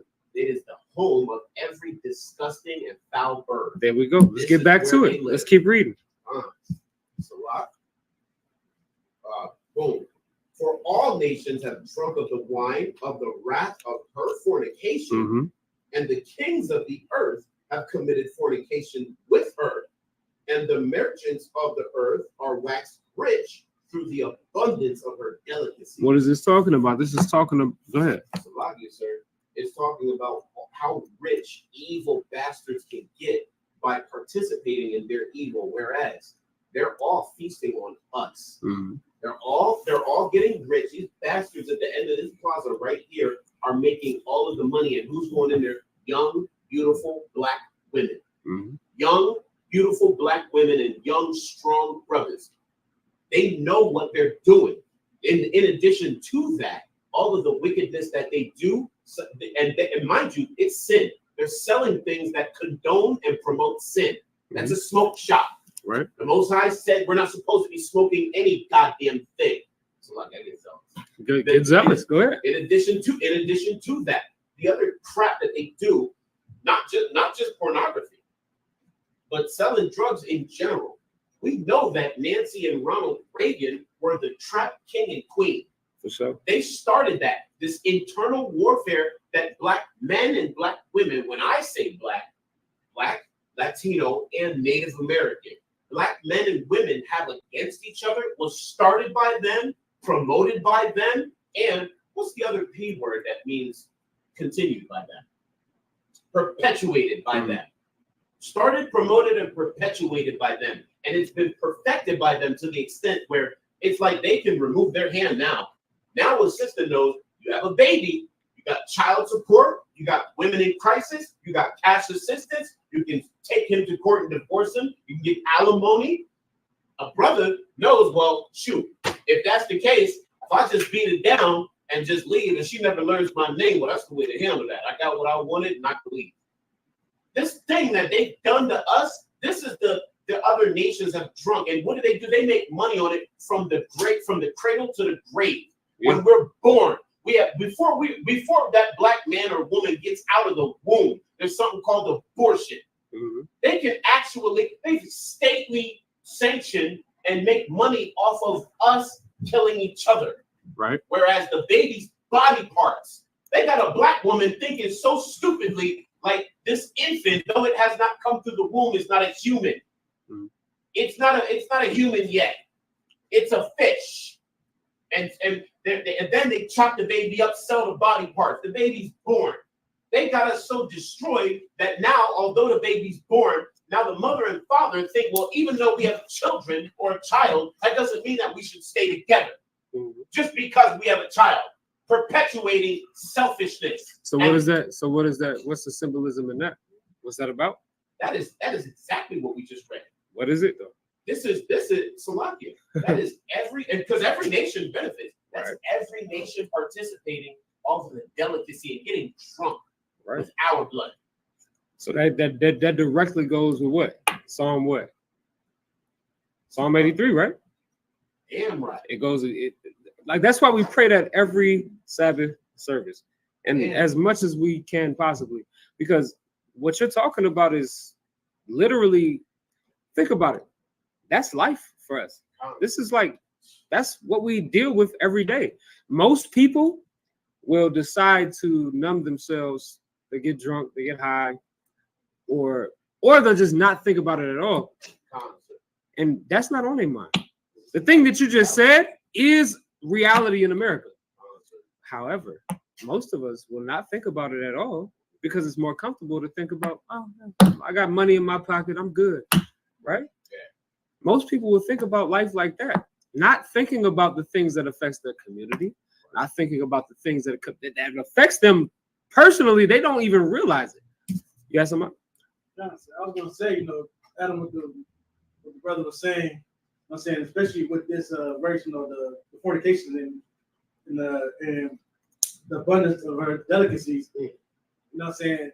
We also have to look at, the gentrification that goes on in the neighborhoods where they make so much money off of us. For instance, for example, when I was living in Tucson, I was living in South Tucson, which is a bad area. But the last 10 years I was living out there, it transformed. Now they added the soft market, they added a Walmart. Mm-hmm. Then came Harkins Theater. Mm-hmm. Then came Dave and Buster's. Now, and that one little market, all these places have been all these new businesses, right? Right. So now where the rent there used to be about $500, now left, my rent was going to go from $800 to $1,000. Mm-hmm. The same apartment that I stayed at, which got stuff to do with the drug addicts and everything like that, the homeless people. But now I got to pay $1,000 for what? You know what's funny? Let me ask you this question: did they upgrade your appliances? Nope. Did they do anything to better the property? No. So $200 for what? Because they can. This is what we have to understand this about our oppressor. He is our adversary. That's right. Since the time of Adam and Eve, our oppressor has been our oppressor. He is oppressor since that time. Right. We have to understand that. He's going to raise your rent $200. Listen, my father, let me see, 10, how old am I? About 12 years ago, moved into a spot, right? He was paying like $600 a month. Today, for the same spot, same appliances, same amenities, he's paying double that. No, not double. I'm tripping. He's damn near. Let me see. So double 600 is $1,200. He paying more than that. He paying like $1,500 for the same spot that he was getting. You gotta understand. Now, why are they raising the price? Because they can. This is the white man's America. Y'all gotta understand that. This ain't like we don't make the rules here. Once again, when the wicked are in rulership, the people mourn. So what better way to make the people mourn than say, hey, I'm gonna raise your rent $300, and then next year I'm gonna raise it another $300. Like, what are you talking about? Same thing I got the same fridge, same washer, dryer, same everything, but I'm gonna raise your rent $300. What are you talking about? The property that we living on is the same. Point being is everybody is being. You have to understand something about America. This place is the same as Babylon was in times past. When you go back and you look at Babylon, you're going to realize that the same thing that they was doing to us back then, it's the same thing they're doing here. The only, and I always stress this, the only difference is that back in the time of Babylon, when you had Daniel and all of them, we still knew we was Israel. There wasn't nobody doing flyer missions to go out, you know what I mean, and tell, hey, you an Israelite, you're not an African American, you're not a Babylonian. No, the Babylonians told us, y'all not us, because the Babylonians was Hamites, and they was like, no, y'all not us, y'all are Israelites, y'all them cats that worship that Yahweh, right? Yeah. But now the only difference is they say, y'all are black. So we lumped in with every other dark-skinned race, when in actuality, we got to go out and teach our people. That's the only difference, right?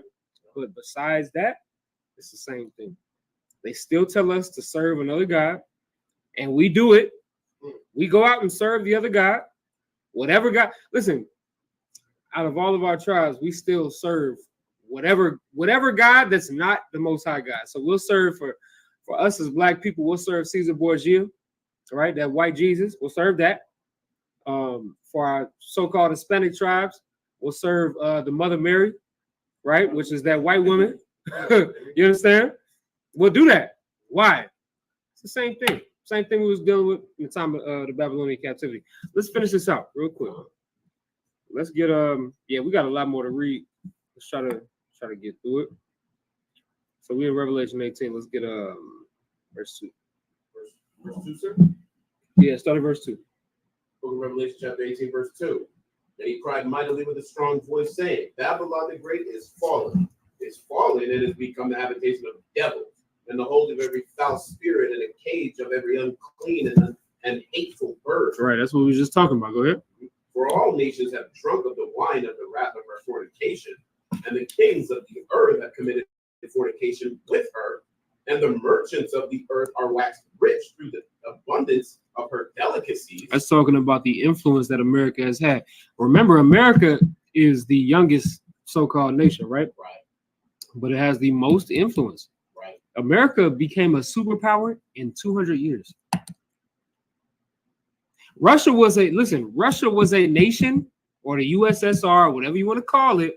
It was a nation for hundreds of years before they became what would be so-called a superpower. Right. America did it in 200 years. This is what this scripture is talking about. And this scripture was written 2,000 years ago. 1,500 years before America became a country, right?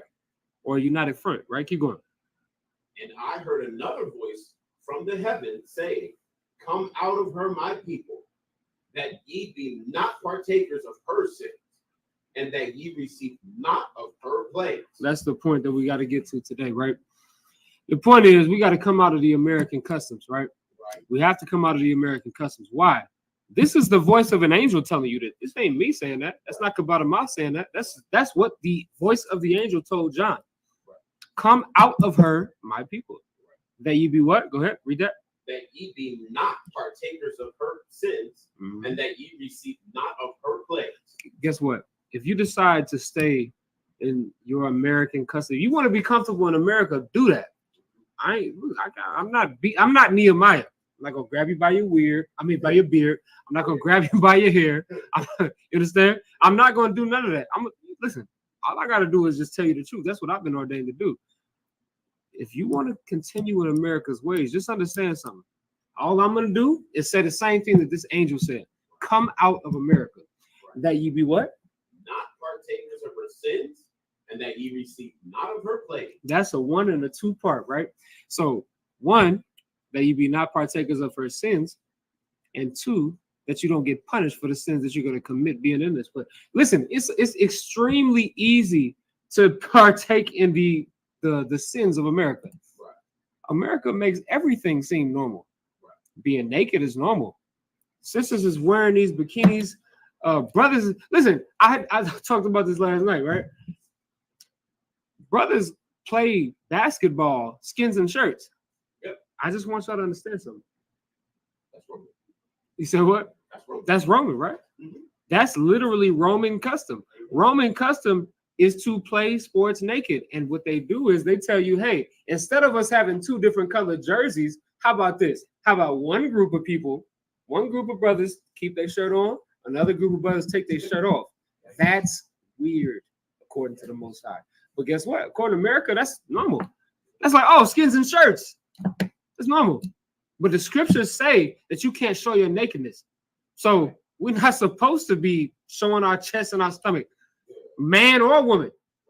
But for some reason, America makes it normal to be in a bikini and to be skins and basketball. And that's normal. You got to understand something. The way that America has set this place up is it's really just another Rome. It's another Egypt. It's the same thing. And they don't have, going back to the topic, they don't have the same laws, statutes, and commandments. They don't. Who told the Romans not to be naked? Nobody. The Romans was tugging on each other's rods in the wrestling matches. That's history. You don't believe me? Go ahead and look it up. These guys was tugging on each other's rods in wrestling matches. We're not doing that in Israel. Why? Because the Lord told us, he gave us a specific set of laws. He didn't tell them Romans, listen, them Romans can do whatever the hell they want. Our oppressor can do whatever they want. They can be in them damn cats that out there wrestling right now. They got the little bodysuits with the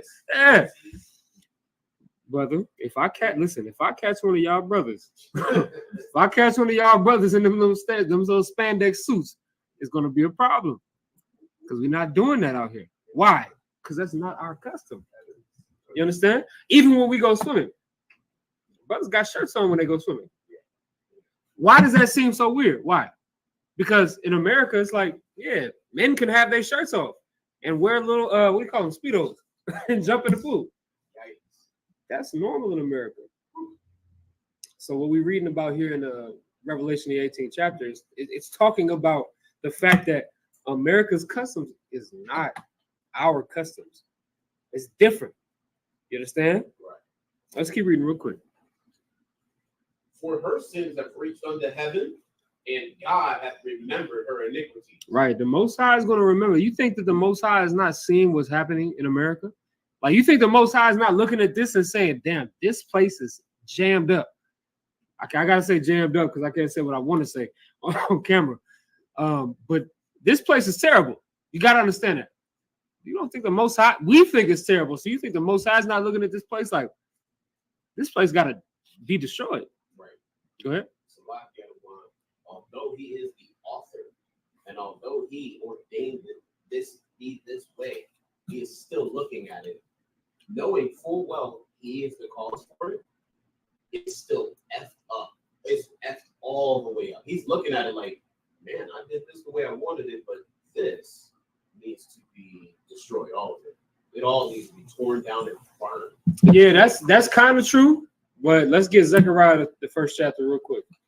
The only reason I'm saying kind of true is because the Lord didn't. Okay, y'all understand that in the time of in the time of our slavery, right? That the heathens they sexually assaulted our men, our women, and our children. Y'all know that, right? You think the Lord allowed that? All right, let's find. Yeah, of course. So let's find out why that happened, and let's realize that the Lord didn't okay that. He didn't say we could do that or anybody could do that, right? Zechariah 1:14. Zechariah 1:14, sir. Mm-hmm. The book of Zechariah, chapter 1 and verse 14. So the angel that communed with me said unto me, cry thou, saying, thus saith the Lord of hosts, I am jealous for Jerusalem and for Zion with a great jealousy. Now this is talking about now. Before we get to reading the rest of this, understand there are angels that are watching us day in and day out. Understand that. Y'all gotta wrap your minds around that, because a lot of people feel like they're alone and they do what they can and what they want. Understand that there are angels that watch us 24/7. The Lord, like the scripture said, the Lord discovereth your secret places. Whatever, you think you can hide in the back. We got a crawl space back here. You want to go in the crawl space. Think you can hide from the Most High. You can't. You understand? You can't. I want y'all to understand something about the way that the Most High works. He has a government of angels. Now, this angel is talking about, right? Says, I am jealous of Jerusalem and for Zion with a great jealousy. Keep reading, verse 15.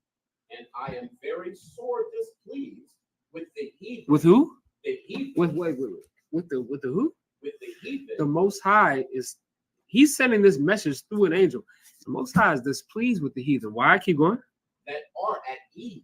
Well, remember, the whole class that we're talking about today is the heathen being at ease. They can do whatever they want. They can listen. They can. I watch these documentaries and these movies sometimes, and I watch these white people just sit on their porch and just watch their kids play, and they got a swing in their front yard and a top. And I be like, God damn it! I be thinking like, God damn. like it befuddles me to think that this race of people that the Most High hates, he's expressed it multiple times in his Bible, but somehow he allows them to watch their children grow up. Black people in America are going to, just like that, we're going to see our children turn from a 1-year-old to a 10-year-old, and then from a 10-year-old to a 20-year-old. Yep. That's because we're just, that's how our lives are panned out, right? You have something? If I can build on what you're saying, so the scripture said, the angel saying that the Most High is very sore displeased at the heathen that are at ease. I never before have I seen this scripture, and it explains to me why I get angry when Caucasians ask me how my weekend was, and when they smile. Right. People don't understand how serious I am when I say I'm offended by every Caucasian smile I see, because I know what the reason that they're able to be happy and smile and enjoy life at all is because of the wicked that their forefathers have done, and that they benefit from, and they perpetuate to this damn day. And then they ask you, descendants of slaves, how was your weekend? That's an insult. It's like saying, you enjoy being a slave? You get your behind whooped by a cop? Good. Yeah. And you got to understand, like, that's in their brain is hardwired to be that way. To be like, well, Black people are equal because they've had the same chance that my father had to start Intel or to come up with Apple or to come up with Google. They had the same opportunity. That's what they'll think in their mind because they're so ignorant. Let's keep reading, right? So it says, so the Most High is very displeased with the heathen that are at ease. This all we've been talking about today, right? Keep going. And I am very sore displeased with the heathen that are at ease. For I was but a little displeased, and they helped forward the affliction. They did what? They helped forward the affliction. Now, y'all got to understand something about what this is talking about. This is talking about the fact that the heathen took it too far. Do you think that the Lord wanted our brothers to be buck broken in the time of slavery? You think he was just like, yeah, let's do that? You think that's the correction that we needed? No. One thing that happens, I always bring it back to the Most High being a father. If your father kicks you out the house, whatever happens to you outside that house is what happens to you. Now, what I would like, let's say I got some sons or some daughters, and I kick them out of my house because they have been terrible at obeying my instructions. Right. Do I want them to get murdered? Do I want them to be, I can't say the words that I want to say because of this thing. Right. Do I want them to be assaulted? Do I want them to be I can't say, like I said. If you want someone to force themselves on your right, exactly. Do I want that? So if it happens, is it something that I ordained? So what is the Most High saying? That was too far. That they went too far. The heathen are what? A vessel of what? Sluggish.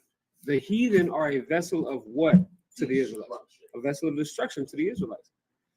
So we had to go through some of the things that we had to go through. Why? Because we disobeyed our father, but the Lord never ordained buck breaking. Wow. He never ordained what happened to our baby sisters and baby brothers to them alligators. Right? Now keep reading. Let's finish off. We gotta go.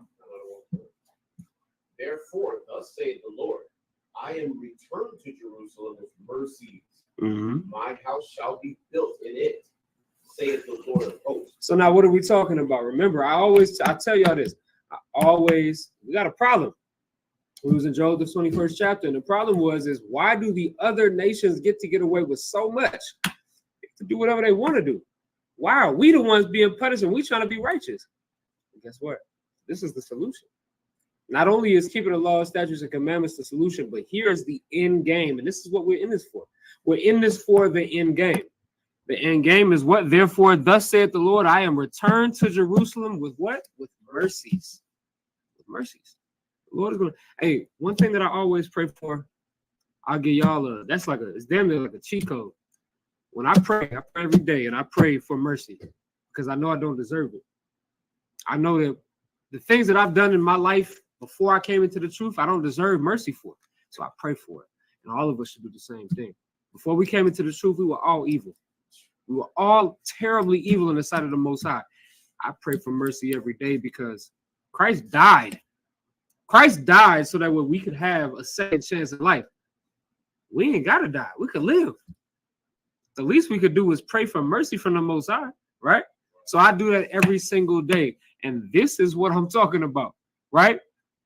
This is what I'm talking about, right? For I was a little, I am returned to Jerusalem with mercies, right? Go ahead. My house shall be built in it. The Lord, remember, the Lord is going to come back to us. Don't forget, this is what we're dealing with right now. We in the time of our affliction. This is a time where we're going to be persecuted. Christ was persecuted. You think we better than Christ? Christ was in the time of the Roman occupation. The Roman occupation of Jerusalem. Christ couldn't even go to the temple like he wanted to. He had to die. How much better are we? We're in here. We got, listen, ain't no Romans. Listen, no white man is coming into this classroom and telling anybody to do anything. When the police come here, where do they go? Right out front of that door. Out there. They don't get to come here. We got more liberty than Christ had. So what are we talking about? Our second chance is better than the only chance that Christ had. And Christ died to make sure that we could have this second chance. So we better hold on to this thing. We better hold on to it. Otherwise, Christ talked about people that won't hold on to the second chance that he gave you. He'll say, he'll either say, well done, my good and faithful servant, or he'll say, depart from me, I never knew you, you worker of iniquity. Right? Keep reading.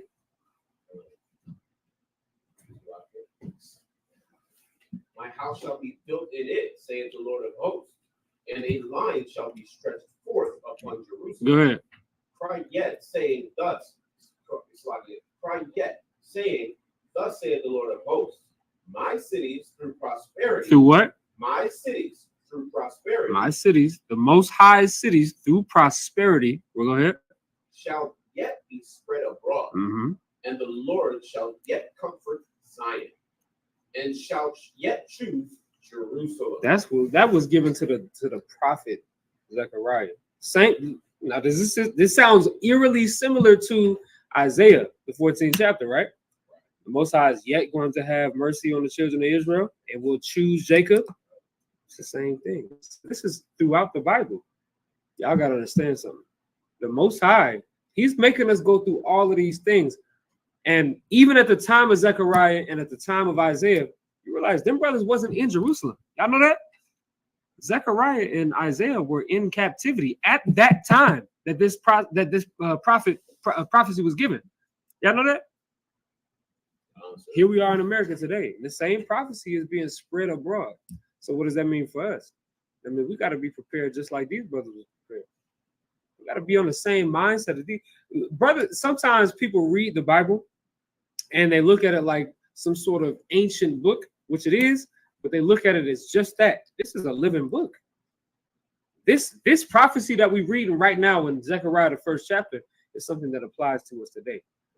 And we got to look at it just like that. If we don't look at it just like that, you know what the problem is? We're going to be just like the Christians. They're waiting on something that's never going to happen. Why? Because they're waiting on Christ to come back and give everybody a hug. Well, Zechariah talks about Christ returning and putting the other nations in subjection to us. A lot of times, we don't look at that like as a people. So we sit, and we say we're waiting on Christ and all of that. We don't even realize what Christ is coming back for. We got to understand what life in America is about. This is just a test. This ain't nothing compared to what the Most High is going to bring to us. You have something? Sir. You have something? All right, with that being said, we're going to go ahead and close out. Close out with the prayers. I imagine, which means to stand. Fire with them. Turn to face the east.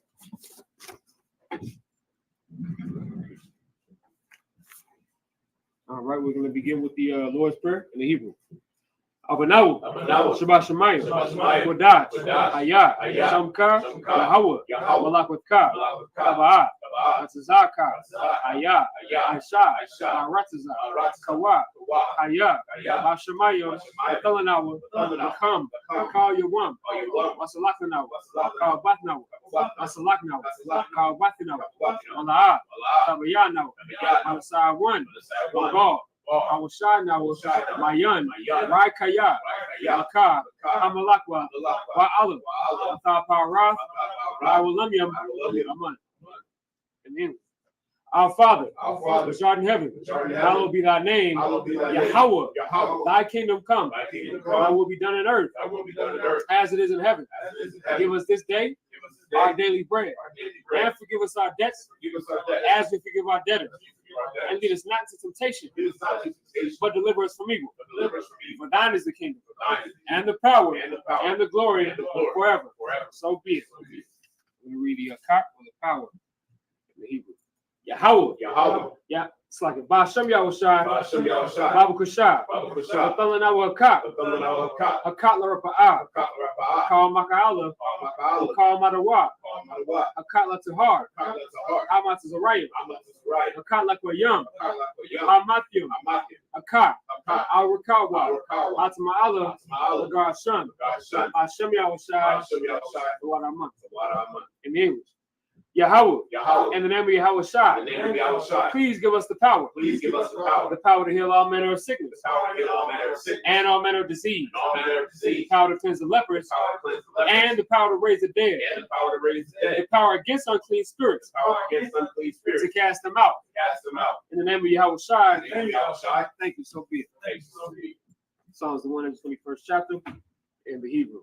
Asha'ah, Ayanya, Ahaharya, Mayan, Yaba'ah, Isaiah, Ma'an, Yahweh, Aisha, Shamayam, Ratza, Al Yathan, Lamawat, Ragalka, it's like Al-Yanawam, Shamarka, Hana, La'ah, Yanawam, Wala'ah, Yashan, Shamar, Yasha'ala, Yahweh, Shamarka, Yahweh, Tazalka, Al-Yad, Yaninka, Yawamam, Hashamat, La'ah, Yashaka, Wayarak, Alayala, Yahweh, Yashamarka, Makal Rai, Yashamar, Adnapashka, Yahweh, Yashamar, Taza'atka, Wabah, Waka, Ma'aitha, I will Psalms 121 in English.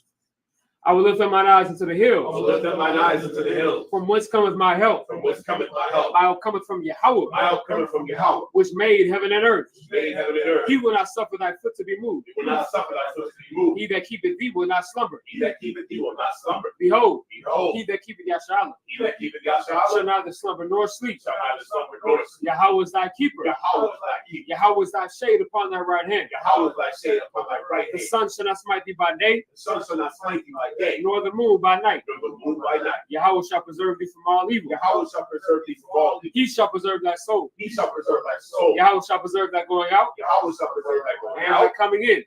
From this time forth and even forevermore. All right, we're going to read Psalms, the 83rd chapter in Hebrew.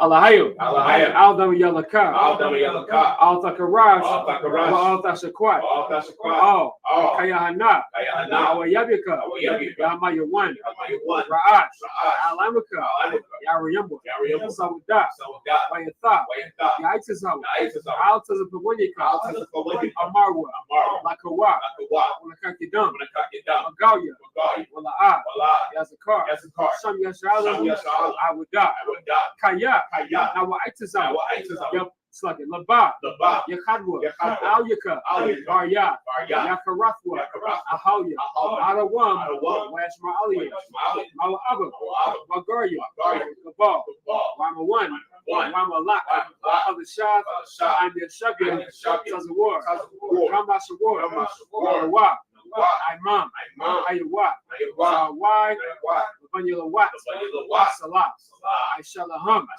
Kamadyan, Kasaya, Sara'ah, Kayabyan, Mayakar, Koyash 1, Ashamadwa, Bayan, Nara, Hayawa, Daman, La'arama, Shayathamwa, Gada, Yamawa, Ira, Kaza'aba, Kazabaka, Kazazal, Mana'ai, Call, Say Kamwa, Ashar, Amarwa, Aya Rashad, Lanawa, Na'ath, Na'awat, Allahayim, Allahayim, Shayathamwa, Kagogala, Kakwas, Panya Rakah, Ka'at, Ira, Wakala Haba, Alahat, Harayam, Khan, Karadaba, Asa Iraka, Basab, Patka, Alam, Hala'ah, Panyaham, Palawan, Wabakwashwa, Shamka, Yahawah, Yabashwa, Wabahawa, Ayai, Wakapawa, Wabadwa, Wada Iwa, Kayatha, Shamka, Yahawah, Labadka, Ayawan, Akar, Arazza. All right, we're going to read those same verses. Psalm the 83rd chapter in English. Keep not thou silence, O God. Keep not thou silence, O God. Hold not thy peace. Hold not thy peace. And be not still, O God. And be not still, O God. For lo, thine enemies make a tumult. Thine enemies make a tumult. And they that hate thee have lifted up the head. And they that hate thee have lifted up the head. They have taken crafty counsel against thy people. They have taken crafty counsel against thy and people. consulted against thy hidden And ones. consulted against thy hidden ones. They have said, Come, and let us cut them off from being a nation. And let us cut them off from being a nation. The name of Yahshua Maybe no more remembrance. maybe no more remembrance. For they have consulted together with one consent. For they have consulted together with one consent. They are confederate against thee. They are confederate against thee. The tabernacles of Edom, The tabernacles of Edom. and the Ishmaelites, And the Ishmaelites. of Moab, Moab. and the Hagarenes, And the Hagarenes. Gabal, and Ammon, And and Amalek, Amalek. the Philistines, The Philistines. the inhabitants of Tyre. With the inhabitants of Tyre. Assur also is joined with them. Assur also is joined with They them. have hope in the children of Lot. They have hope in the children of Lot. Salah. Salah. Do unto them as unto the Midianites. Do unto them as unto the Midianites. As to Sisera, As to Sisera. as to Jabin, As to at Jabin. the book of Kassan, The book of Kassan. which perished and endured. Which perished that endured. They became as dung for the earth. They became as dung for the earth. Make their nobles like a red, And their nose like a red. and like Zaire. And like the edge. Yea, Yea. all their princes as Zabah, All their princes as a bar. and as Amunah, And as a Munah. who say, Who said, Let us take to ourselves let us take to the ourselves houses of God the houses of in God possession. in possession. Oh my God. Oh my God. Make them like a wheel, Make them like a wheel. as the stubble before the wind, As the summer before the wind. as the fire burneth the wood, As the fire burns the wood. and as the flames set the mountains on And fire. as the flames set the mountains on fire. So persecute them with thy tempest, So persecute them with thy tempest. and make them afraid with thy storm. And make them afraid with thy storm. Fill their faces with shame, Fill their faces with shame. that they may seek thy name. That they may seek thy name. O Yahweh, O Yahweh. let them be confounded in trouble forever. Let them be confounded in trouble forever. Yea, Yea. let them be put to shame and perish. Let them be put to shame and perish. And men may know that thou, That men may know that thou, whose name alone whose name alone is Yahweh, is Yahweh, art the most high over all the earth. art the most high over all the earth. I'm going to read the blessings in Hebrew.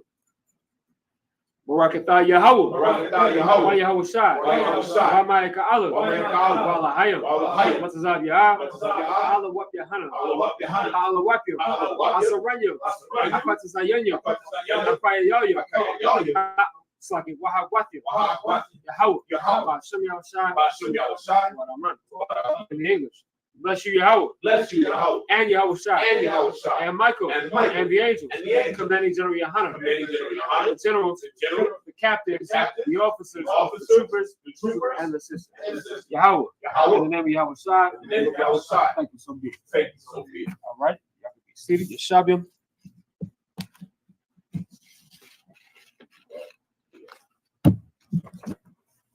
Any brother that would like to be anointed, you can step up.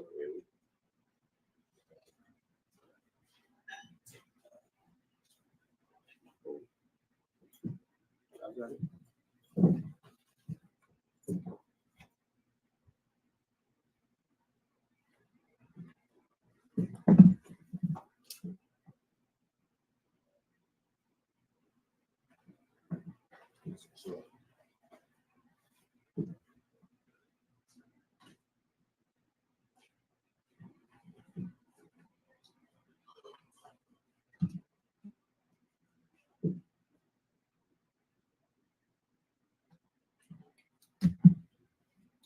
Y'all know the drill. I'm gonna say this. I'm gonna say this prayer. I'll point to you. You say your name. We'll repeat it 3 times. All right. Yabaraki Yahweh Waya Shamarka Ya Ar Yahweh Pan Yahweh Alyaka Waya Kanka Yasha Ar Yahweh Pan Yahweh Alyaka Waya Shamlaka Shalom Yahweh Ba Shem Yahweh Shai Barak Rapa Magun Hagun Yawasab. Yawasab. Yawasab. Yawasab. Yawasab. Yawasab. Razan. Razan. Razan. Razan. Razan. Razan. Kabarama. Kabarama. Kabarama. Kabarama. Kabarama. Kabarama. By Shem Yahushua Tawadama. Coming up in brother. All right, all we just said was in the book of Numbers, 6th chapter, verses 22 through 27, Yahweh bless thee and keep thee. Yahweh make his face shine upon thee and be gracious unto thee. Yahweh lift up his countenance upon thee and give thee peace. Yahweh in the name of Yahweh shall bless, heal, shield, and protect these three brothers. Sis, would you like to be on it? No sweat. All right, so with that being said, we're going to go ahead and close out the class. Men of Israel Majim just means the same. Men of Israel Majim Shabbat. Majim. Right. Side towards the sister. Sister, we're just going to give you a courtesy salute for the to close out the Sabbath service. Men of Israel Majim Shabbat. Majim. Right. What we just said is Yahweh Shamar Alathan Ba'Shem Yahushua, which means Yahweh in the name of Yahweh Shai bless, protect you or watch over. All right. With that being said, Yadi Matah, dismissed.